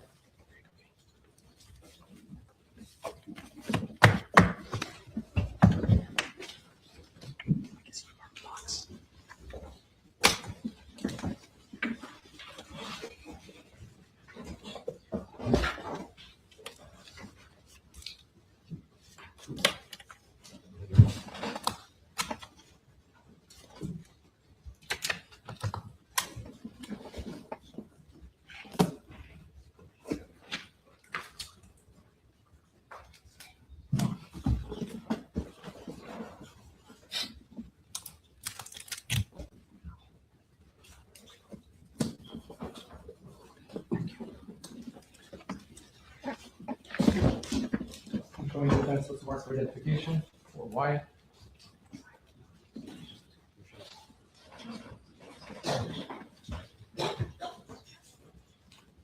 May I approach it? So unless anything has changed, Lieutenant, these are the devices that you brought with you? That is correct. All right, and you see, I guess there's a property label on these? That is correct. One of the two has a tag attached because they were both the same item number.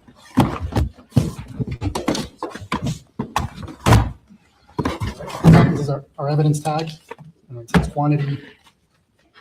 It's item number 28 for us in our evidence system, and it's two SIMRAD units with the serial numbers on there. Would you like for me to read them No, out? that's okay. I asked that these items be admitted.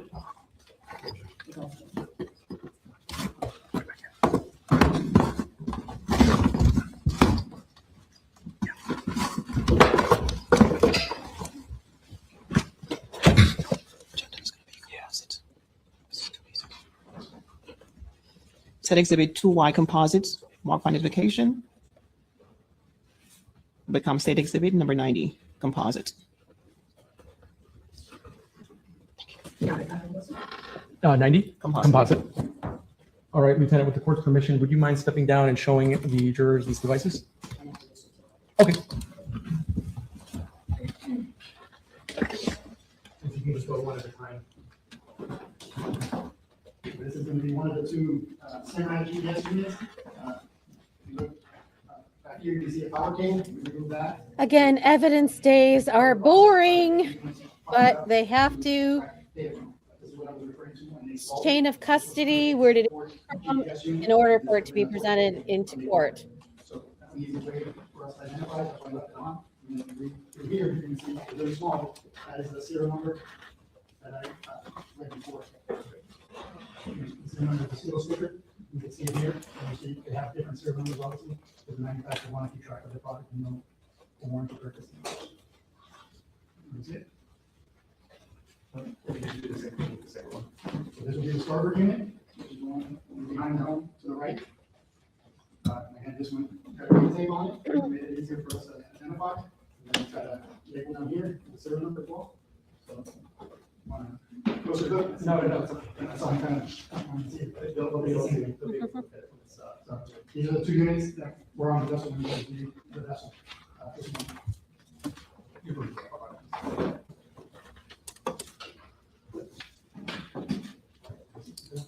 Then they're going to bring somebody in who analyzed the data off of these. Do you want to take a brief break?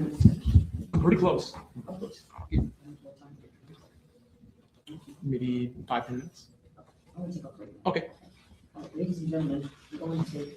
The judge says, let's take a break. So they're going to take a break. We aren't. We're just going to zoom through this. Okay, so we still have an hour, an hour and 40 minutes. Let's see. One or two more questions for you, and then I'll turn it over to the defense. The GPS SIMRAD devices that you brought here to court, had you, and I think you maybe briefly mentioned this, had you installed them on the vessel for purposes of today's jury viewing? I believe Lieutenant McDonald just placed them on there. They weren't installed. They were just placed in the holes where they were removed from. Okay, They weren't so- bolted on or anything like that. All right, so they were in the position as where they would be on the day of the crash. Correct. Okay, to make it as real as possible for the jury. Correct. Lieutenant, I have no additional questions for you. The defense may have some. Thank you. I don't like when he does that. Good afternoon, Lieutenant. Good afternoon. Oh, So when you talk about a day marker, are you referring to the green part that you showed the piece of before? They're day markers, day boards. It's common talk for us. But so that would be.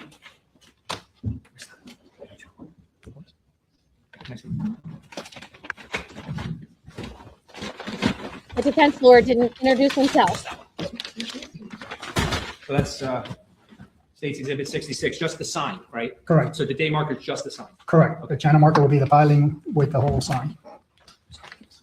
And when you refer to the piling, is that the whole pole down all the way to the floor? Correct. It's a steel pipe. Okay. So the top of the day marker, is that flush with the top of the piling? I couldn't tell you on this particular incident because it was gone. Okay, so channel marker 15 on September 4th, 2022, you don't know if But in the general, day marker or the top of that was flush with the top of the pipe. I couldn't tell you that. in general, are Can I they? see, States Exhibit 36?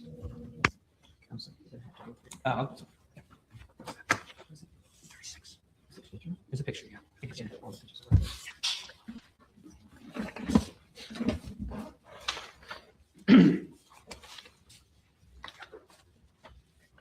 Not get this out of order.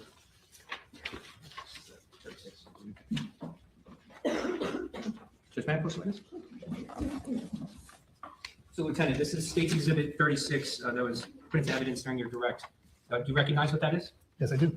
Is that the channel marker 15, a day after this incident?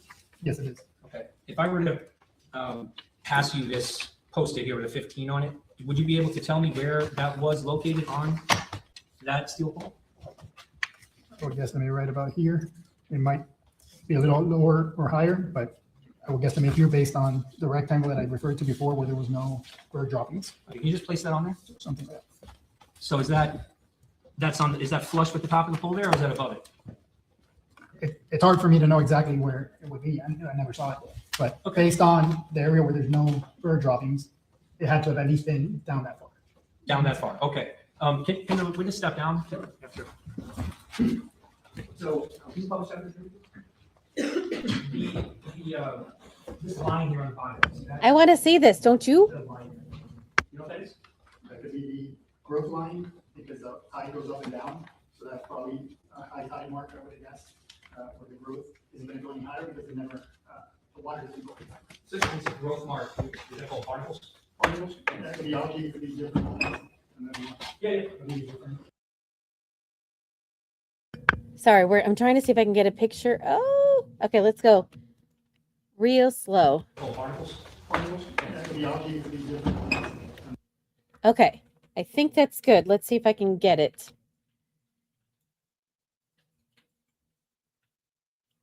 Oh, nope, that's not good. Hang on.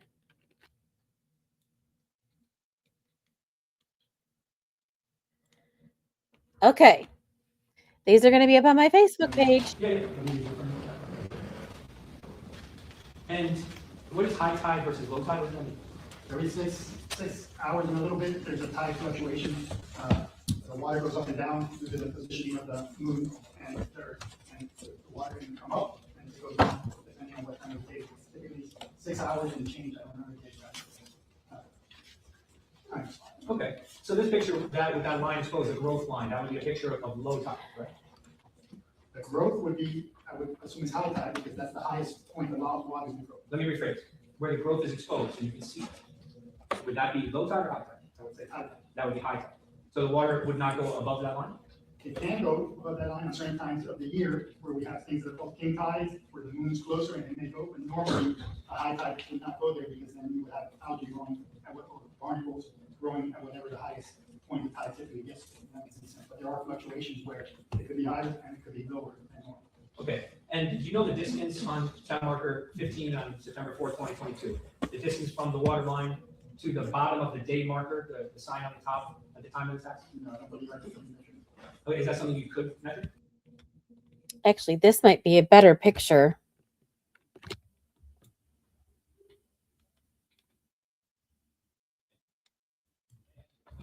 Okay. We could measure to the bottom of the markings. I don't know. I'm not aware of any measurement. Okay.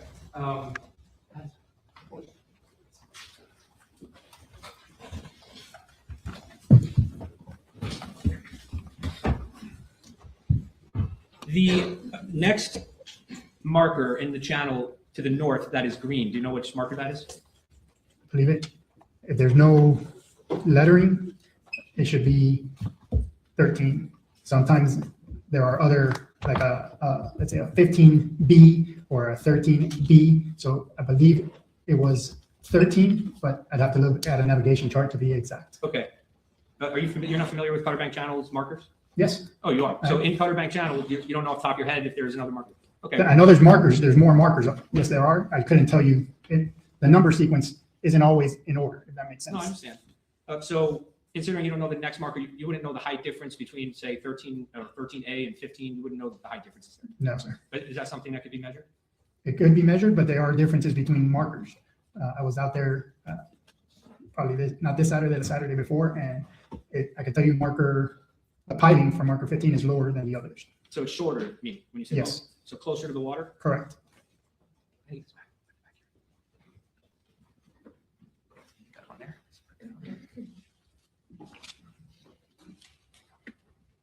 A moment, Chuck.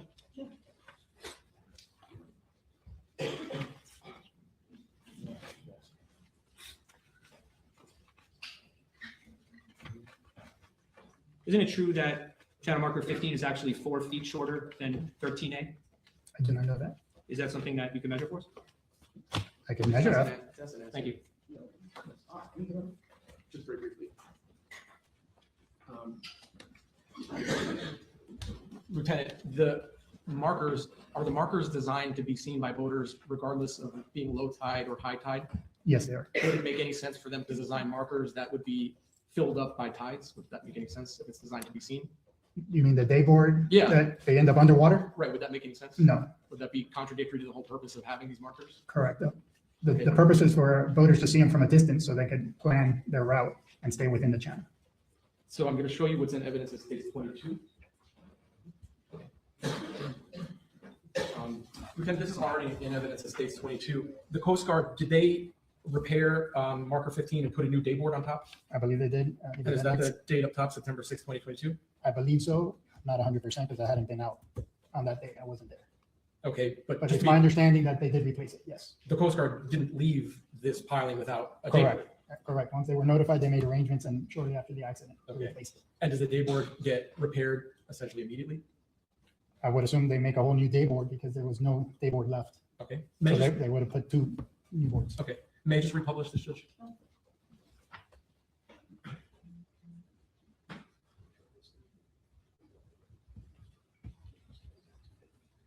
All right, thank you, Lieutenant. I have any questions for you. Just briefly cross. I'm sorry, just one last question.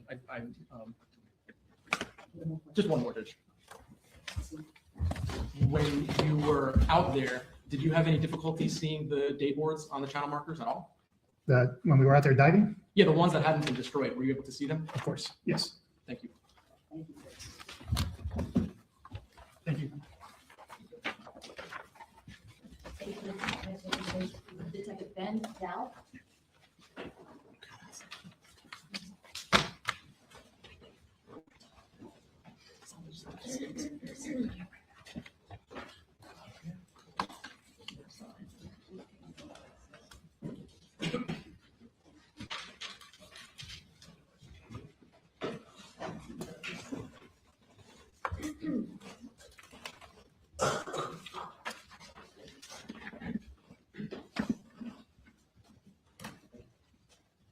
Please answer from testimony about the people who should the motion in introduction. That's all we got. You may have a seat. Good afternoon, Donna.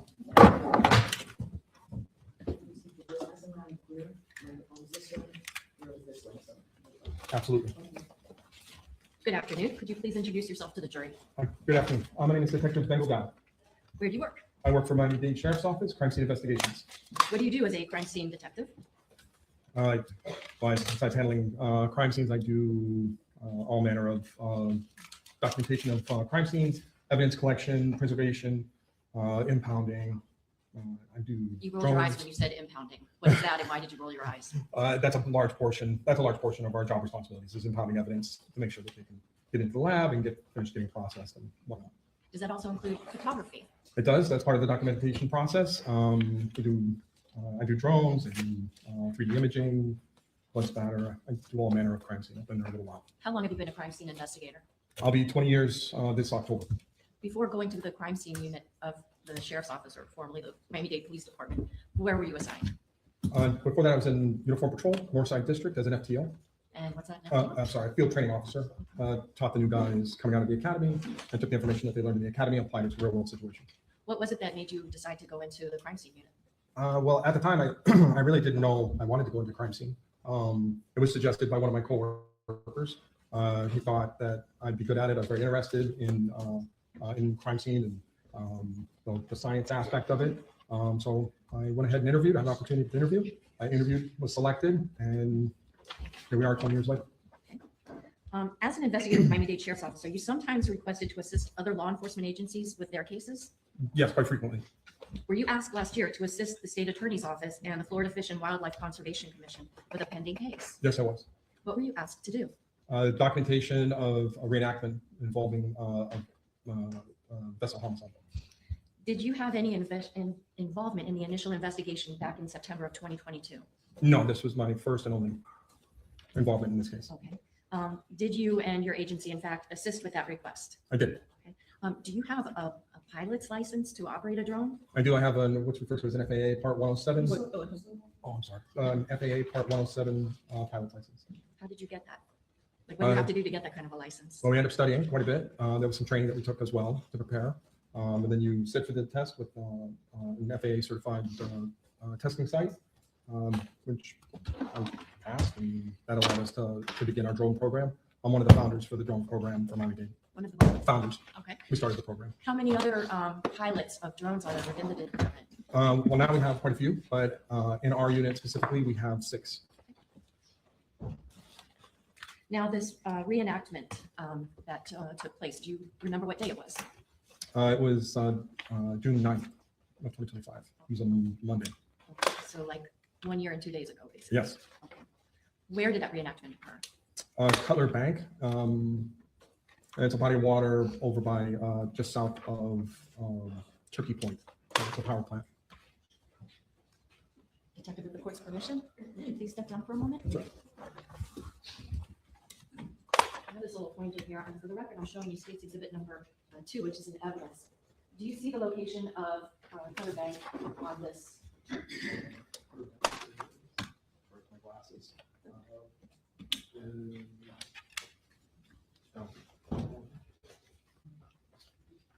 I have my glasses on, and there's a little one here that says something like Oh, I Cutler see. Bank Shallows. Oh, Is that the right? yes, that's correct. Okay. Do you see where the approximate location of where Turkey Point would be? The Turkey Point is the cooling, large cooling canals. Angle yourself just so Oh, everybody can see The that. cooling, this is for the cooling of the actual Turkey Point. Thanks. And let me ask you, where were you during this reenactment?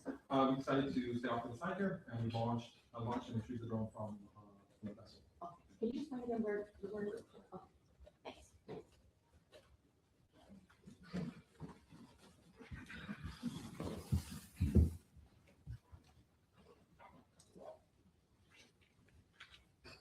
Oh, thanks. Before I ask you more questions about that reenactment, are you yourself a boater, a person who likes to go out on boats? I am. Where'd you grow up? I grew up in Maine. And what do most of your family members do? They're all commercial fishermen, So growing up, how often were you on a boat? all the time. Since leaving Maine for Miami, have you been on boats? Yes, I've owned boats and family members own boats, and I help use their boats. And all that. Are you familiar with how channel markers are designed to assist with safe boating? Yes. Can you explain? Channel markers use a red and white marker system, and that helps with navigation on open waterways as well as estuaries and rivers. So basically the big rule of thumb is red, right, return. So when you're returning to port, you want to have the red marker to your right side, and those markers, regardless of where you're at on the water, you always know which way to go because of the way the marker system is, as far as what side you should be on, so people don't get confused even at night. So if a channel goes more north and south than east and west, Mhm. what side would the green markers be on versus the red markers? The green markers are on the side of the channel that is where the United States is, where the land is. Not necessarily where an island is or what have you, but it's there. Unless it's in a river, and the river then it's upstream. So that same rule applies, but it's an upstream rule. So if you're going against the stream, the red markers are on the right. Can you explain for the jurors, what was the idea behind trying to reenact the vessel crash that happened on September the 4th of 2022? Was that like with an eye toward what we're doing right now in trial? Well, we definitely, we want to be able to graphically show what occurred to the best of our ability, right? So when we start, not everybody's familiar with the waterways, not everybody's familiar with how boats work, and speed and the different dynamics of boating. So we want to be able to show that, right? We want to be able to document that to the best of our ability and as close and as proximate as we can. Without jeopardizing the safety of a jury? Yeah, no, we definitely don't want to do it with the jury. Having, I imagine, traveled in automobiles and traveled on boats, how does 40 miles per hour feel on a boat versus in a car? When we're talking about speed on a boat, speed on a boat is more significant than it is in like an automobile. We're all used to traveling at speed, right? If we're thinking of a 40-mile-an-hour zone, we're thinking, it's like Kendall Drive, or it's that kind of speed. However, on a boat, you're going through an item that's 1,000 times thicker than in the open air, and it takes a lot more energy to get up to that speed, to get going, and it's obviously much more difficult to do it, and you're exposed. You're exposed in the boat the whole time. There are no seat belts or nothing like that. So can you please talk a little bit about what safety measures were taken into consideration prior to actually engaging in this reenactment? The first things we started to Objection, 401, 403.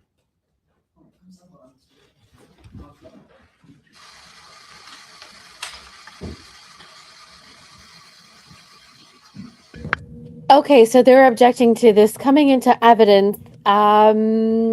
Again, I'm not sure if this is the reconstruction guy or is this just the guy that they had going down the waterway. I'm not sure. So defense is objecting to this guy testifying to what's going on. And we're almost to the hour marker, but I don't know if they're going to go that far. Okay, let's see. Did she get it in? Or they've got to dance around it? Thank you. Detective, can you describe the process and the steps that were taken prior to actually going out there and doing this recreation? Yeah, well, first we had to outline what the mission was going to be. So we did a bunch of phone calls and meetings with FWC and the state attorney's office to figure out the scope and the best way to proceed. Since this was our first time doing a water launch or a vessel launch with the drone, we met up with our Marine Patrol to take a look at their boat to make sure that we had a boat that was available that would suit our needs. Then we ended up contacting the actual manufacturer of the drone, which is Skydeal, to make sure that we're going to be using the drone actually in a way that it was designed. Actually, I want to be operating outside of the limits of the drone, which it is designed for this, so it worked out quite well. We established parameters for safety, so we identified what's referred to as a visual observer, which happened to be Sergeant Kopp, which is my sergeant. A visual observer is defined by the FAA as a person of safety. Their sole purpose is to not only keep an eye on the drone, but the actual environment that we're in to make sure that we're operating safely, right? And that there aren't people or vessels or airplanes or helicopters that are going to be in the way, as well as other obstructions. We identified safety vessels, closed down so that we could close down the channel. Things of those kinds of operational things to make sure that we can run a smooth aerial operation. the vessels that were actually used for this recreation, were they police boats? They were FWC boats that did the actual closing down of the channel. And then we were launching from an MDSO or a Miami-Dade Sheriff's Office vessel. Are those boats equipped with emergency lights? Yes, all emergency lights and sirens and radios. Were the emergency lights on during this? Yeah, during the whole time, yes. Had you, and I think you said this was the first time that you had launched a drone from a vessel. Yes. Where would you usually do it? Normally we do it from land. We use our drones, not solely, but mostly for scene documentation is their primary role. We do other things with them, but our main function is to take aerial photography of every police involved shooting and every homicide that we can. About how big is this drone? It's 2 feet across. It weighs a little over 5 pounds. Can you show it with your hands? It's about like this. When it's unfolded, it folds up, but it's about that big. It comes in a big case. It can travel up to 45 miles an hour. It has a 41 megapixel camera, 2K video, 41 megapixel camera, a 2K video camera, as well as a 16-degree thermal imager. Did you have any concerns about potentially losing the drone? Well, I mean, it's always a concern. We're going to make sure that we're operating safely. Right? We don't want to be doing something with a piece of equipment and being poor stewards of taxpayer dollars. The sheriff would not appreciate that. So we want to make sure that that we're doing everything within our ability. The drone itself is a very, very high tech piece of gear. It has onboard AI. It has 6 additional other cameras. So it was definitely operating within its ability. In order to try to guard against the potential of the drone falling into the bay, did you and your sergeant kind of practice catching the drone? Yes, on land we did several, we'll call them hand launches. Like I said, we don't typically do hand launches mainly because you don't need to. Nobody, and it's got spinning blades. It is a little unnerving. It's safe to do, but it is unnerving that you're holding this big object with these big blades moving so fast. But it is designed for that, so it is something to do. So normally we just launch it from the ground. You set it on the ground, it takes off on its own. It actually picks up off the ground, goes about 8 feet in the air. It does a 360 as it scans the area to start the AI that does the AI does it uses the 6 cameras for crash avoidance. So it is constantly analyzing the surrounding environment. Okay, so now let's talk about this actual reenactment. Can you describe for the jurors how did that happen?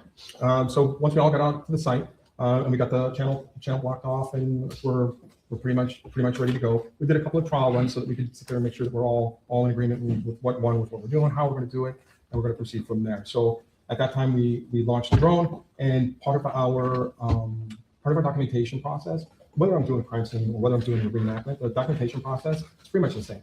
So I've got to get up in the air. I've got to take some overall, and the overall image is where you have geographical identifiers that tell you where you are. Right. So if it's land-based, that's going to be street signs and buildings and things like that. Here, the only thing we really use is Turkey Point because we're kind of out there in the middle of nowhere. Really, we really think about it. And there was no real identifier, so we used Turkey Point. Got a couple of reference shots from there, and then we photographed the channel itself. And then we begin the videoing process. And we're going to do several runs of the reenactment. We placed out, or FWC rather, placed out marker buoys at their designated positions to make sure that they are hitting their speed at those marks, so that they know that when they hit this mark, they're going to be going X amount of speed, so that when they reach the next one, they're going to be going at that speed. This way, they know that we're being as accurate as you can as far as speed goes.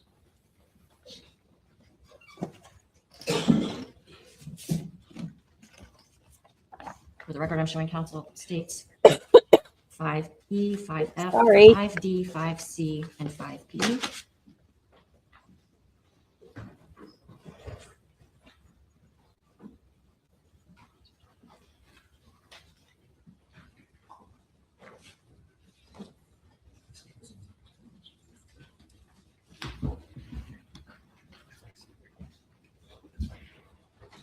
Your Honor, I believe without objection, the state is going to be moving states 5B, C, D, E, and F into evidence. No objection. 5B, C. D, E, and F. State Exhibit 5B, previously marked identification, overcome State Exhibit 91, 5C 92, 5D 93, 5E 94,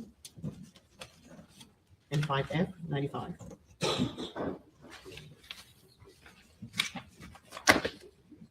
Showing counsel now states 5A for identification. Judge, I believe there's no objection to the state moving 5A for identification and evidence. State Exhibit 5A, previously marked identification, will become State Exhibit number 96. Your Honor, may the witness step down, please? Yes. Detective, I'm showing you what's been marked in evidence. It states 96. I'm asking if you could use this pointer and kind of orient us to what we're looking at in this photograph. Here, we've got the channel marker, and we're on the actual channel, that's right here. Right? There's an orange one here, green one, and there's right there. And it's working, and where we're back here. And this is the safety vessel that's walking off the channel. And these photographs, did you also place them all on a jump drive? I did. And so the plan with the vessels was to do what? If you could just show, just so the jury will kind of have an idea of what was going to take place. We're gonna come down the channel here, the drone, this is one thing to take out the drone. And we're back, close to the south and the north. And as the vessel is gonna come by, I'm gonna videotape the vessel and for whatever is for FWC's part in reenactment. I'm not operating the vessel, I'm just there to document video of the one. Does this photograph, is it looking to the south or to the north? Let's start with this. Which is your police boat? My boat should be this one. Okay. And what's this other little boat here? That's FWC, that's one of the cities. Okay. So I'm sorry, a little bit slower, Oh, a I'm little sorry. bit louder, okay? Sorry. Thank you very much. And so in what direction was the FWC vessel going to be traversing the channel? They're gonna start from the north and going south. And so that would be what should I Coming press? this way. Okay. Thank you.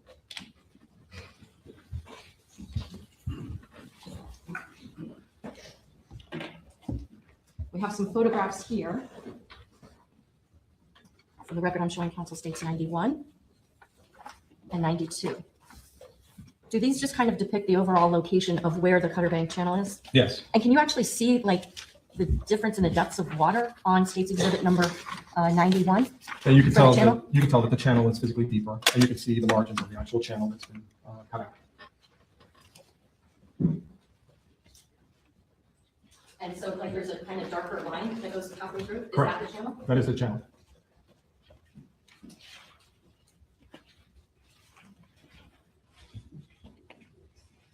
So the darker the water, the deeper the water? Potentially, yes. I'm showing you now states exhibit number 93. Does this exhibit show where your police vessel is? It does. Can you use this pen and circle where the vessel that you were on? So, Okay, and can you put MDSO for Miami-Dade Sheriff's Office? And where was the FWC vessel? the FWC safety vessel is right here. And could you put FWC?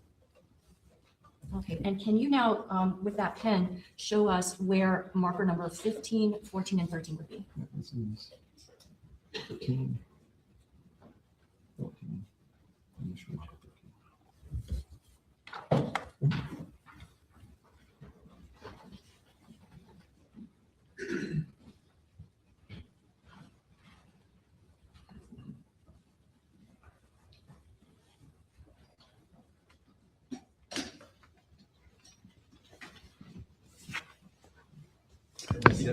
Sorry, players at home, you don't really get to see it. And besides that, it just looks like pictures of water. Hopefully we get to see this video in action. I'm assuming that we will. All right, everything's just sort of like still This photos. is exhibit number 93.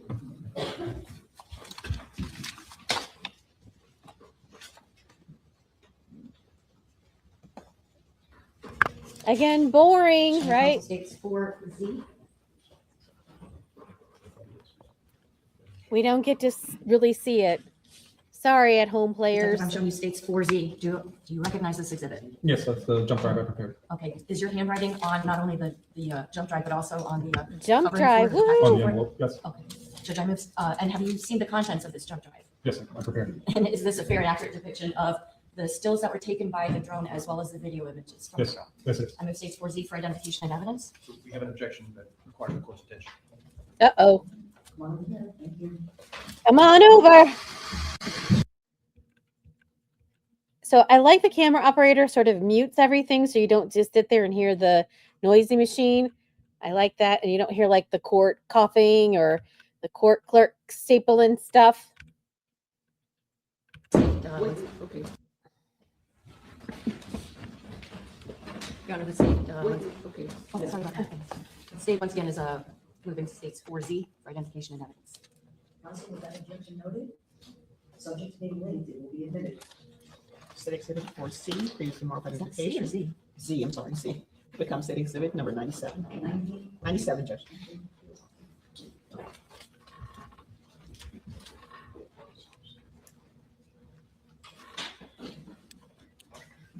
All right. Yay. We get some action. You already have published? So I guess there's like is it a drone watching a boat go through the channel? Step down with the court's permission. Just because the image is a little clearer. Can you try to orient the jurors on showing what is picture number 1? This is the channel here. And this is marker 15. That little orange dot is marker blue. Is one of the marker blues for the speed check. Oh, This is looking in what direction? We are looking mostly west. okay. No, we're going to go back, lady. No. Okay. So let me go back just a smidge. So it's hard to see because this thing is up here. So this is the channel. Right down here, this little white thing he's pointing to, he says is a channel marker, as well as he said this one.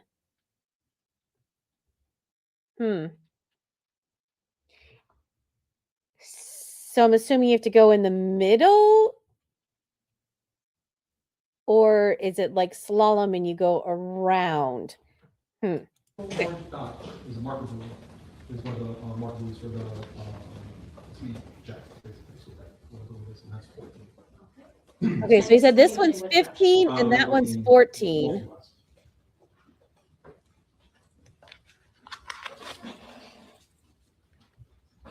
Where are the jury for the second photograph? Oh, So wow. now we're looking to the north. We have their islands. And we're gonna be coming in from- Wait, you need to speak up. Sorry. Yes, speak their up. islands, We're going to be coming in from the north. Or Okay, so that we'll have an idea when we see the actual video. Where does the FWC test reverse for the channel? well, that's it right there. That little dot back there. And where, in what direction is it heading? It's going to be coming south. So that north end of the channel. These are the Oh, pointers. sorry. It's at the north end of the channel. Okay, hang on. So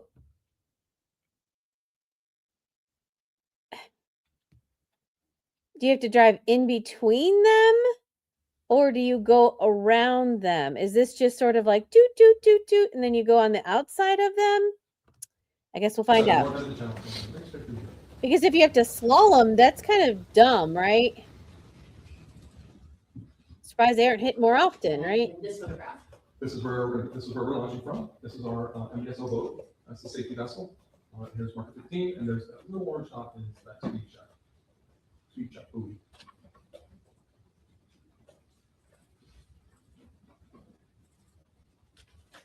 Okay. There's a little wider shot. Same. This is my vessel here that I'm on. There's marker 15, a little speed check buoy. Marker 14. And that's 50 points back in the most more all west. And in the last photograph that we had, And here we are, we're further down. I'm not quite midway with the drone, but I'm looking in that direction. The FWC vessel is going to be coming from the north, traversing south. Definitely see it. It's this neon green. That's marker 13, 14, 15. And the orange buoy is too small to see at this distance, but that's my vessel here. Okay, so he just said 13, 14, 15. Now,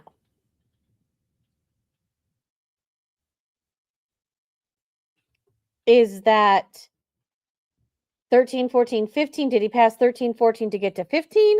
Or is he coming back the other way and 15's the first one? So that's what I need answers. and then the safety vehicle or vessel, and the boat is going to run the natural course. Let's run the course. Yes. Okay, your voice up or slow? Yes, sir.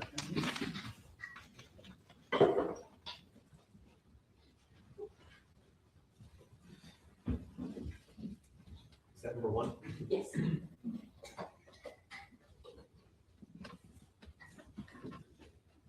And this first video, is it kind of like just an all-around shot to show the location? That's correct. So here, videoing, trying to figure out the best altitude to be at in this area. What's this here? That's Turkey Point in the background, so getting our reference. When we do crime scene things, we do it exactly the same way over and over again. So this counts as kind of my overall establish my geographical location. And we're going to videotape it. That's marker 15. That's me there in the vessel. That's FWC safety vehicle and the boat that's going to run.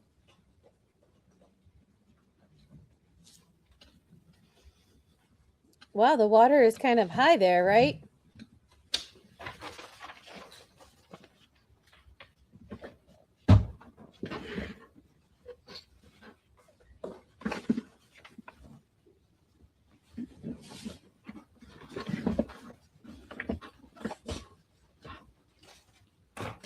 This is the long video, it's about 5 minutes, right? Yes, sir.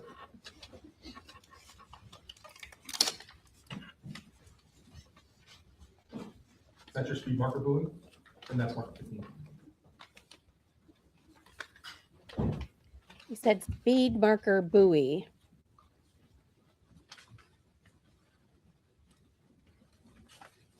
So there's 2 vessels here. So that's what's the gray boat is the FWC, the white boat is the MDSO, and you can see me, I'm standing next to that canopy in the back there. That's a little heavier than, but yes. Who's this? That's Sergeant Kopp, he's the visual observer, And the drone catcher. and the drone catcher. Yes.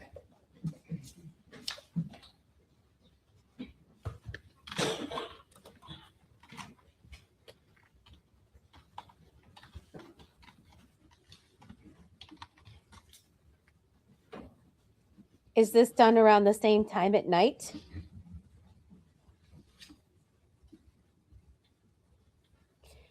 I do believe I have this at 1.3, so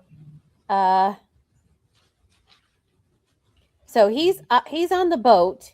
He's on the boat here and he's operating the drone that we see from. And I guess this is his test. This here. What is it? That's our anchor line, that's just, that's a hold us in position. And is this the test boat?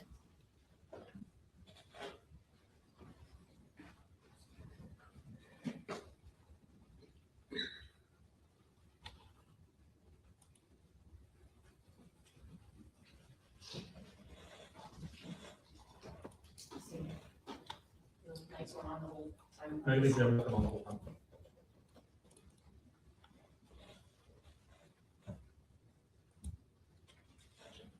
And is this you initiating the? So we're gonna initiate the landing sequence here, and the drone knows that it's over water here, so it's a little apprehensive, so to speak. It's still operating with what it's supposed to be doing, but it knows that it's not supposed to land on water. So it doesn't want to do that. It's sitting there analyzing the environment, and then what I'm gonna do is I'm gonna force it to a hand catch. And it's just gonna lower slowly, that's all that. It's not very dramatic. The drone thought you were trying to kill it. It was definitely, it's designed not for it to be as safe as possible, so it knows.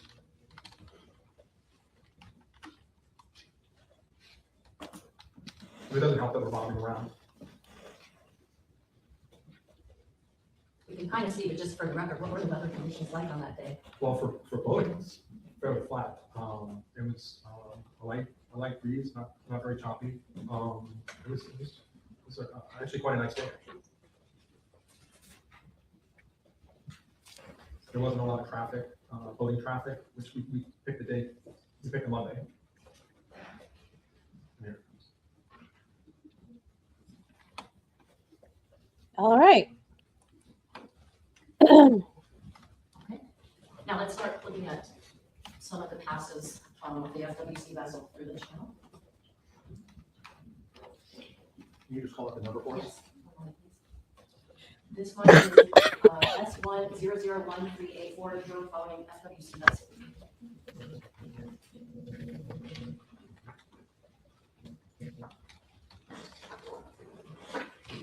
This is the vessel? In this photo, in this video, in the beginning, I'm actually trying to keep up with the boat, but the drone doesn't go fast enough. So you started about the same location as the FWC vessel? The vessel is a little bit further to the north, but thereabouts. I'm about 2/3 of the way down the channel, and the plan was as it comes through that I'm gonna zoom up with the drone. Now, the drone is capable of 45 miles an hour. However, when you do that, it uses an excessive amount of battery. So I'm gonna keep it down to where it does 35, the 35 mile an hour mark, and it's still not enough. The boat is much faster.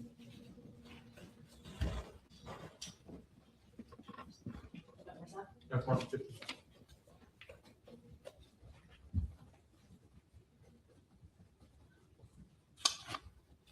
Let's look at S1001390, drone view west FWC. Can you say that again slowly?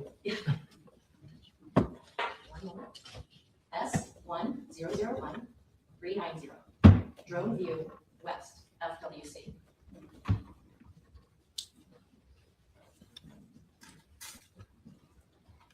Let me just pause this real quick.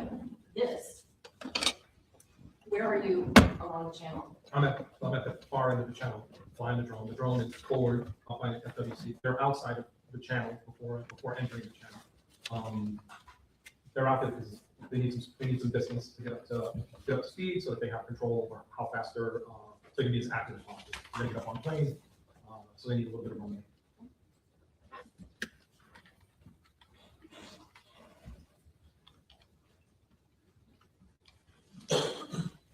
Is that the entrance to the channel? It is.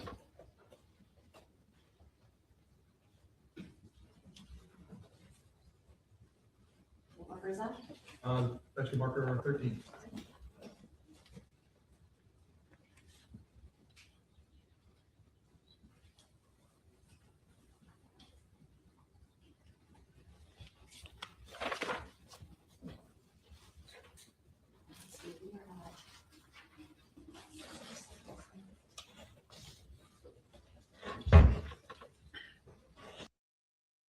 Okay, so by the looks of it, you're supposed to go in between them.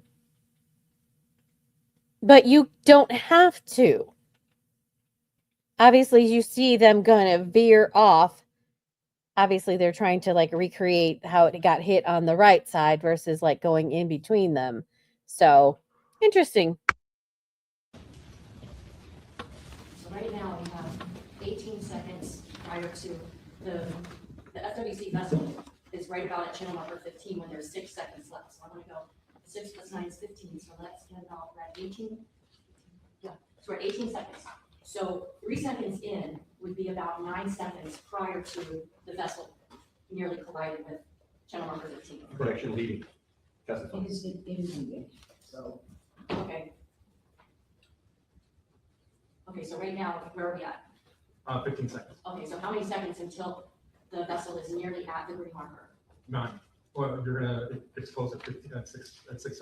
So it's 9 seconds away. Okay, so let's look at these last 9 seconds.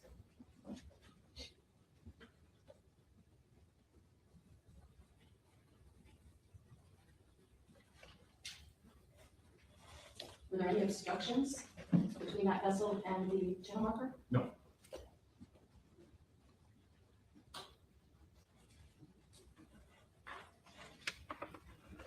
Next, I'm playing S1001396. Okay, now also remember they said it's a Monday. They cleared the channel so they could do this. There are no other boats. Were there boats on the day that this happened? We don't know. Thus far, nobody's testified that said that they saw the crash. We still have a long ways to go, so we'll see. View north FWC approach 15.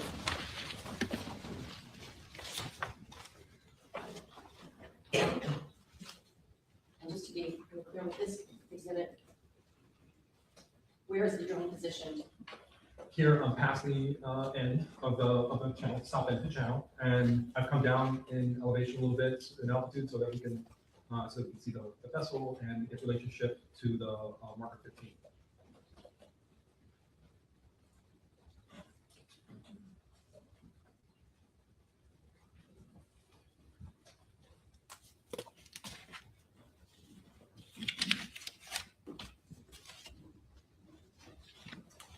Time when it passes, it's about- They came pretty close, right? That was pretty close to the. Wow. That was good driving, right? What's the time left on that? 7 seconds. What's 7 plus 9? 16. Okay, so let's go to 16 seconds out.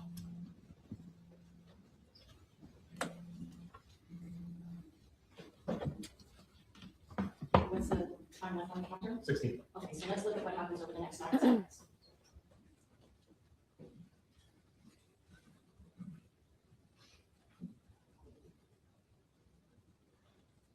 Wow, that was pretty close, don't you think so? And the final video, which for the record is S1001397.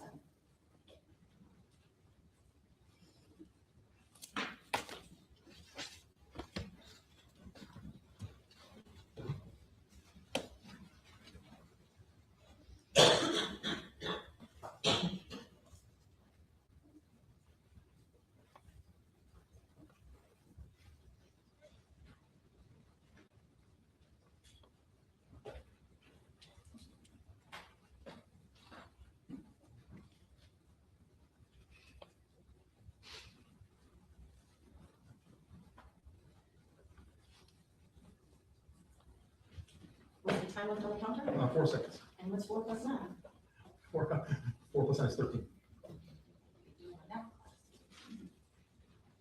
Where's the counter at right now? 13 seconds. Okay. Let's see what happens over this 9 seconds.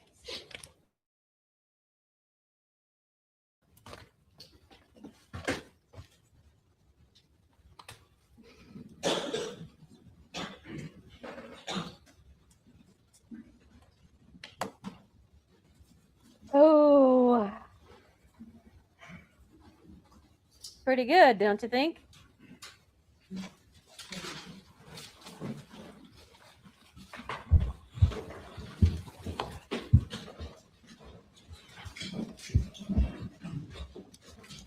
Thank you. I have no other questions. Ah, okay. Cross.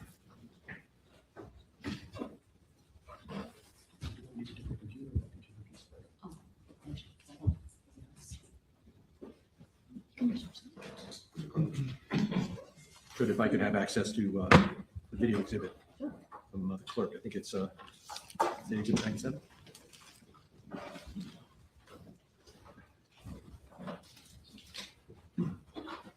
Good afternoon, Detective. Good afternoon. My name is Howard Srebnick. We haven't spoken before, you and I? I don't believe so. Nice to meet you. Nice to meet you. So you were effectively the person documenting the events of the day that we just observed on the video. That's correct. You were doing that with technology, drone technology. Correct. Now, we'll get to it. I'm going to have Carlos Cruz from my office. He's setting us up, and we'll go to it in a minute, but just general observations. So you were out there on that day. Do you know what the tide was at the time? High tide, low tide, if you recall? I don't. And simple proposition, the higher the tide at a moment in time, the closer the marker is to the water surface, correct? That's correct. So at high tide, that would bring let's say the green marker as close to the surface on any given day at high tide. Correct. Here in Miami, about 3 feet, give or take. 3 feet being The tide, the height of the between high tide. tide and low tide. Right, so on high tide is be 3 feet, then you'll have ebb for about an hour, there about 50 and somewhat minutes, and then back down to low tide, which will be about the same, then it returns, ebb again, and then high tide. So approximately a 3 feet difference between high tide and low tide. Yes, pretty bad. So at high tide, that marker will appear 3 feet lower on the horizon than it would appear at low tide. That's correct. And here we were talking about a green marker. Excuse me, could we move the monitors? Because I don't know that the jurors can see the witness Oh. right now.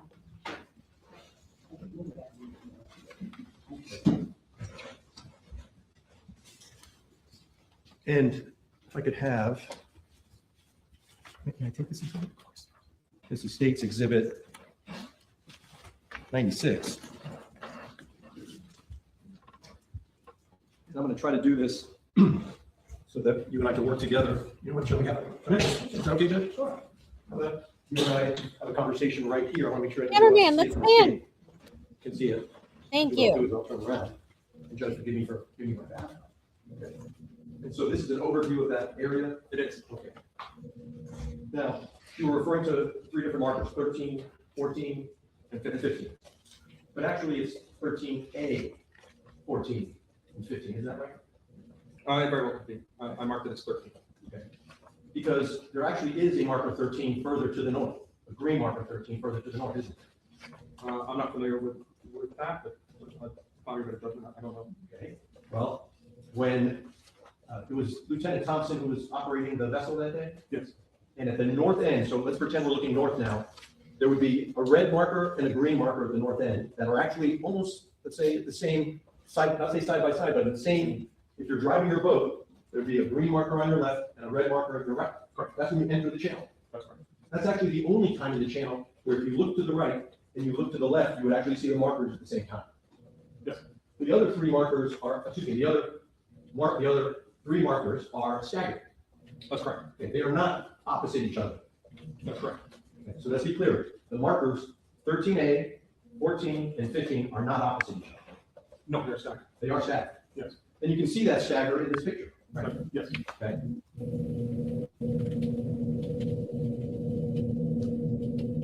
So what marker is this? Which is now known as 13A. Okay, what marker is that? 14. And what's that? That's 15. Okay, now marker 15 is green, right? The water is sort of green in this picture. It's Okay. You would, of course, we're zoomed out. Not as easy to see the green as it is to see the red. yes. Correct? That's right. Okay. And you recall that marker 15 is about 4 feet shorter than marker 13A? As a result of the tide? No, this is a result of the size of the pipe. Oh, that I don't know. I did not measure the tide. You know that marker 15 is the shortest marker in the chain. I would not. And so we're going to look at some videos in a moment. As the vessel is traveling southbound, I'm pointing south? Yes. Okay, forgive me because I said that was north earlier, but now I turned you around. When the vessel passes marker 13A, not 13, we're talking about 13A, there is no corresponding marker red to the right of 13A. Am I correct? That's right. Okay. The next marker is hundreds of feet southbound on the intercoastal waterway, right? Yes. And then once the vessel gets to marker 14, which is red, the last green marker is hundreds of feet southbound from marker 14. Yes. Okay. And so when the vessel finally gets to marker 14, having passed marker 13A, there is no green marker to the operator's left when the operator passes marker 14. Am I correct? Yes. Okay. Now, beyond marker 15, there are no other markers in this channel, correct? The channel is finished. That's the channel. The channel is. This is wide open bay between marker 15 and Angelfish Creek. Yes, I believe so. Are there any other markers over the next hundreds and hundreds, if not thousands of feet? Not that I'm aware of. So it's wide open bay from the time the vessel clears marker 15 until all the way to Angelfish Creek. Correct. Right? Okay, so shall we look at some videos together? Sure. Just move those, I'm so sorry. Okay, I have a question.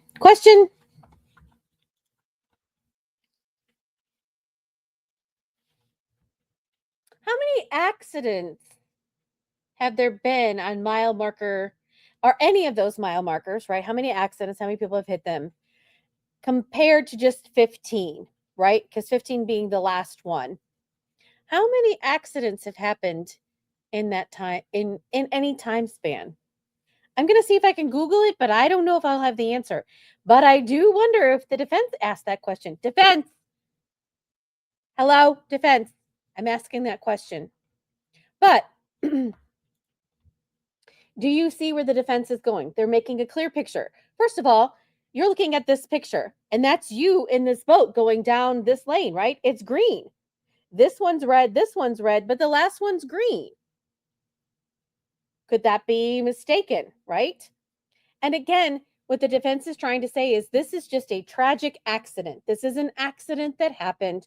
There was no recklessness. He wasn't driving excessively. He didn't hit it purposefully, right?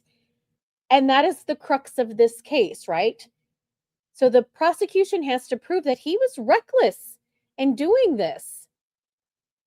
And they're kind of sidestepping that he was impaired.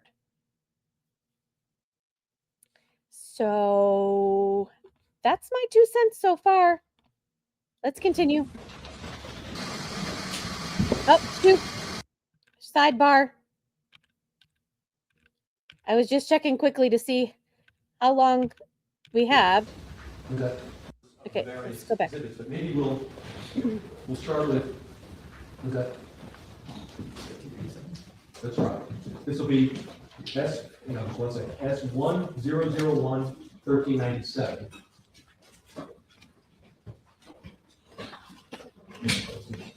Let the at-home players see. Okay.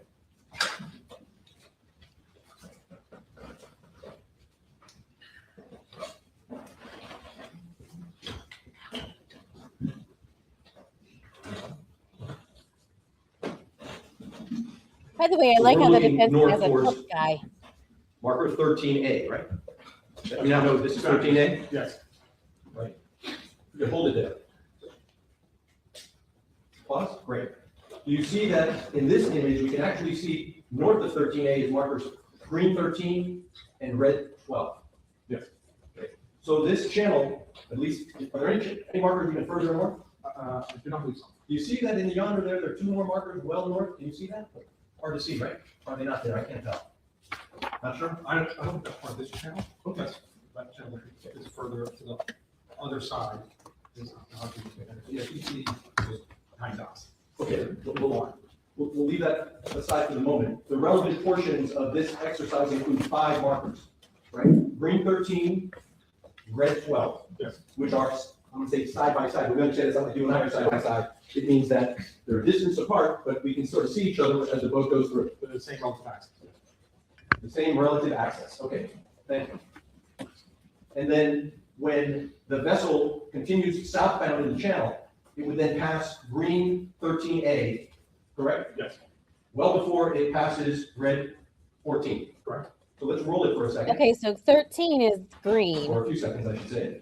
Keep going. Well, it passed We 13. can pause it now. Thank you. And so as we discussed before, this vessel has now cleared green marker 13A, but still has not cleared red marker 14. Correct. And to reorient everyone, this is marker 15, green 15, and south of that, there are no more markers. Correct. Okay. So once the vessel clears 15, it's done with the channel. The channel, yes. Okay. So let's keep rolling. Stop it now. And let's see where we are on that timeline that we were looking at earlier. We're at 42 to 12. 12 seconds left. Someone's gonna have to do the math for me, but we'll roll it. We're at 12 now. Let's see the numbers. Pause. So we were more or less at the 9-second mark that the prosecutor was asking about? There we go. Okay, and the operator of this vessel was holding a steady course throughout that entire last 9 seconds. Yeah. No reading, no going back and forth, no hot dogging, No. no thrill seeking. And the operator of this vessel obviously noticed that marker 15 was coming up and took an action toward it. That's pretty common feature, so yes. Correct. And there's plenty of water depth on either side of that marker for a boat like that has outboards that only takes up a foot or two of draft, correct? Yes. So that the operator of that motor vessel could choose either side of the marker and not run across. Correct. Great, let's go to the next video. Okay, well, that answered my question, right? Do you have to go through the channel? And secondly, can you go on the other sides of the channel?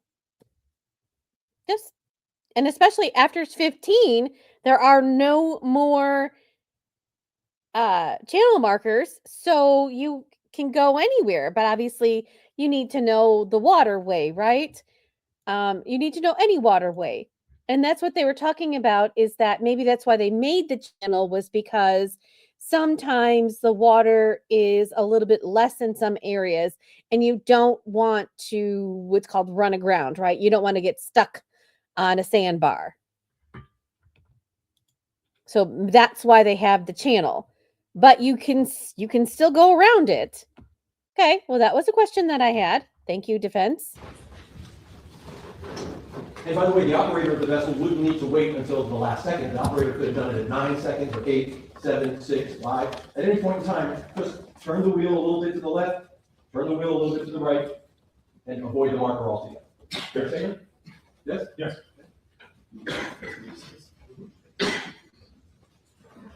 That was a good question. And this view, hold it right there, is essentially the same approach, but with the drone a little bit lower. Correct. And this is S1001396. Yes. Okay, great. Now, I'd like you to take a note, if you can tell from this image, that the 3 green markers, 13, 13A, and 15, do not make a straight line. Oh, From this angle, they did not finish it, that's right. it's From hard. any- Well, I couldn't say from any angle, I don't know if we were to move further to the left and look down, if they would be straight, I would suspect that they are not. Right. Isn't it true that 13A actually is further west into the channel? Because there's a shoal area just east of 13A. I believe it is to the, it is further forward. Okay. And so. Okay. We can roll the tape. So that's exactly what I said. So shoal area is an area where the water isn't as deep, and you don't want your, I don't know if it's a keel or rudder or whatever you want to call it, on the bottom of your boat to get stuck on to the area, and you're stuck and you have to get it like towed back out, or somebody can pull you out sometimes.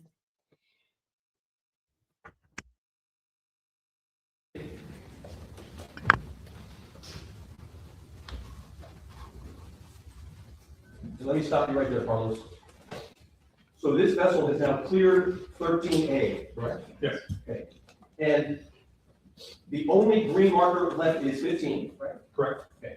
And as we discussed before, the vessel could travel further south because it's a boat that can operate in shallower water. You can choose a path on either side of green 15, provided that there's no other boats in the way. Correct.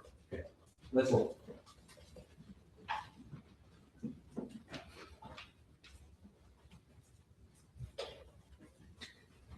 And let's hit pause. So this operator was intentionally aiming for 15, knowing that it was going to avoid it at the last second, right? Yes. That was the design of this exercise. Yes, we're replicating the GPS data. Right. Yes. And so that the jury understands, replicating the GPS data, the operator had predetermined a course to take based on GPS information. Yes. And was going to try to replicate the path of that GPS information. To the best of their ability. Yes. Okay. And try to replicate the speed. Yes. That was calculated based on that GPS. Yes. And to the best of your knowledge, that's what this represents. Yes. Of course, you didn't do that exercise yourself. No, I didn't. Okay, you're the camera crew. I'm the camera. No disrespect, like the camera there is observing us. Same. They don't plan it, you just document it. That's it. Okay, great. And so if we roll it, with a second and a half to go, not even, this operator was able to do a slight turn, avoid the mark. Correct. Okay. As the vessel was traveling in that path, at that speed, in these conditions, did it appear to be operating unsafely? No. The only thing that would create a problem is Question. getting the mark. Correct. At that speed, under these conditions, with this good lighting, safe operation.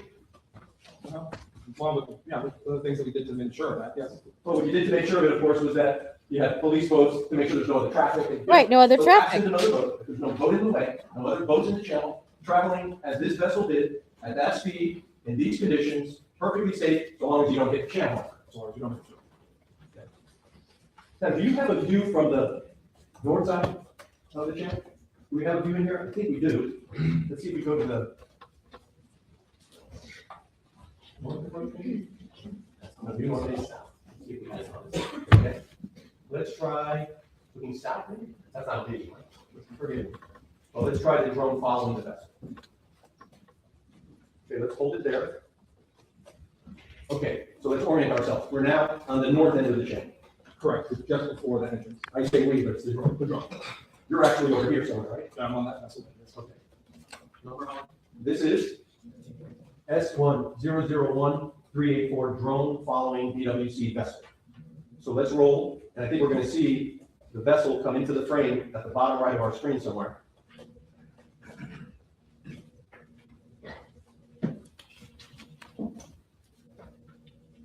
And when we get to 13A, we're going to pause a moment. So you recall this is what I'm going to point out to the screen, a lighter color area. There's a shoal there, right? Yes, there is. Okay. Now, when a motor vessel encounters shallower water, a vessel, even without pushing the throttle, can gain speed. Yes, through the shallowing of the water, yes. So you could be going at 43 miles an hour, this vessel, and when it encounters the shoal to its port side, without even touching the throttle, the boat can gain speed because of the shallow water depth. And quick close. So let's roll it, It's a good question. and then let's stop it. Again, since now we're doing a different view, I'd like to have you point out, green marker 13A has no red marker anywhere to its starboard side. That's right. There's no marker opposite green marker 13A. Correct. And as we keep rolling out, if the operator of the vessel thought this was the last green marker, Angelfish Creek is basically, this boat is heading out towards Angelfish Creek. Yes, isn't that correct? But there's a marker in between, Correct. the green 15. Correct. Okay. Let's keep rolling.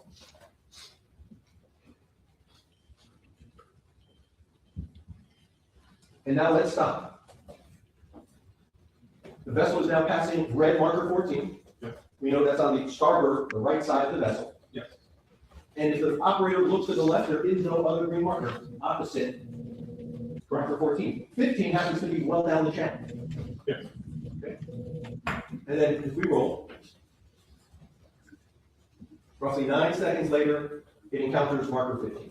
Correct. Thank you. I'm done with the video.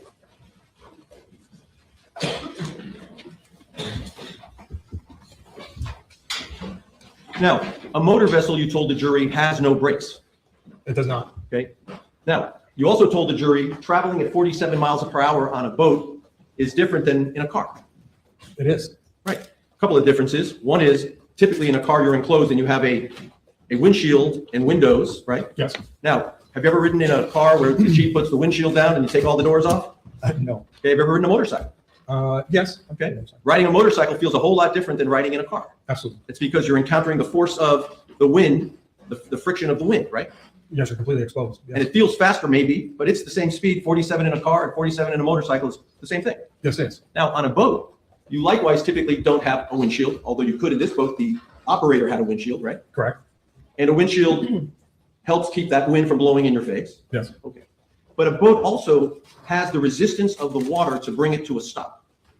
Meaning, a car, let's use a car. You take your foot off the gas, the car keeps rolling because of that fabulous invention we call the wheel, Yes. right? And if you're in a car, you take your foot off the brake on the expressway, your car's going to keep going, although it's going to start to slow down, right? Yes. But a boat's going to slow down a whole lot faster when you pull that throttle back, right? Because it's encountering all the resistance of water. Yes. Okay, so it doesn't have brakes, but it has two features: the resistance of the water, and once you bring the throttle into neutral, you can then put a boat into reverse. Yes. And that slows the boats down. Also. In fact, that's how the big ships, when they come into port, that's how they slow themselves down, right? Yes. So it doesn't have a brake like a car does, but it has those two forces working to stop a boat. Yes. The friction of the water and pulling back the throttle, indeed putting it into reverse if you'd like to. Yes.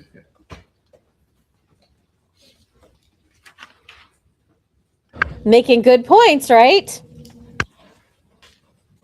Now he didn't do I don't know if those I asked you about things. Did I ask you about the heights of the marker? He hit the Or you didn't have marker. any, I you didn't do those measurements? didn't do the measurements.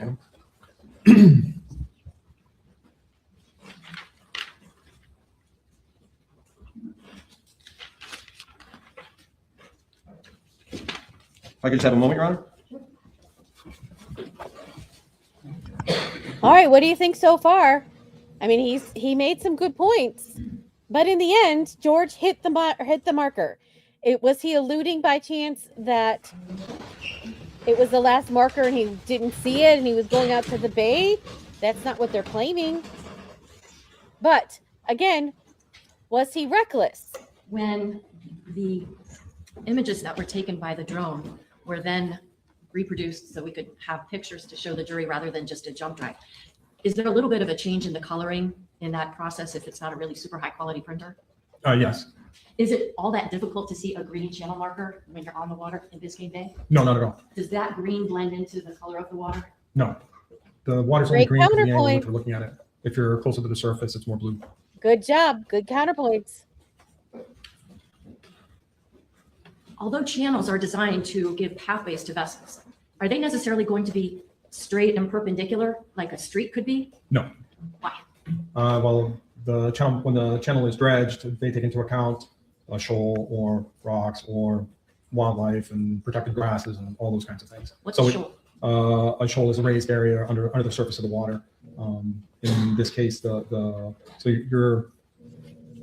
it's just the path you follow. I think it's more like a walking path, right? It's crooked. It's not going to be straight up and down. It's not straight as around necessarily. They can be, but not always. So would it be important when you're operating through a channel to pay attention, because you can't just expect that those channel markers are going to be exactly parallel to each other? Yes. Good question. Now, would you think that running a vessel into a channel marker at 47 miles per hour is a safe way to operate a vessel? No. Is the safest way to get, let's say, Aw. from Cutter Bank Channel to Angelfish Creek, is the safest way to get there literally going through channel marker 15? Not physically going through channel marker 15, entering and exiting is. That's why the markers are there. So you shouldn't be hitting the markers to get to Angelfish Creek. You should go around the markers. Is that fair to say? Yes, it is. Nothing else. Excuse me, sir. You're welcome, ma'am.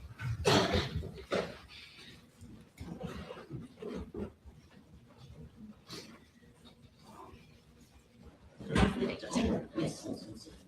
All right, ladies and gentlemen.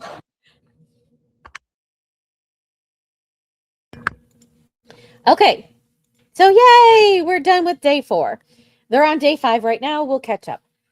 All right. So there's no speed limit through this channel. If they felt that if the channel was dangerous, right? Just like you have on a highway. If you feel, why do we have speed limits? Why are speed limits posted on a street, on a highway, right? That is the suggested speed that you should go through. And if you don't, you're going to get a ticket, right? If you exceed the speed limit. There is no speed limit on this waterway. There's no markers that say, hey, caution, you're going through this channel, you need to slow down. Not only that, but just remember this recreation, there are no other boats around. They have cordoned it off so they could do this recreation. We don't know if there are any boats in that area. We don't know if I want to know, what is the likelihood that somebody has hit these pylons, mile markers, channel markers, whatever? How many accidents have there been where people have hit, especially on your way back out, that last 115? I want to know how many of those have been hit.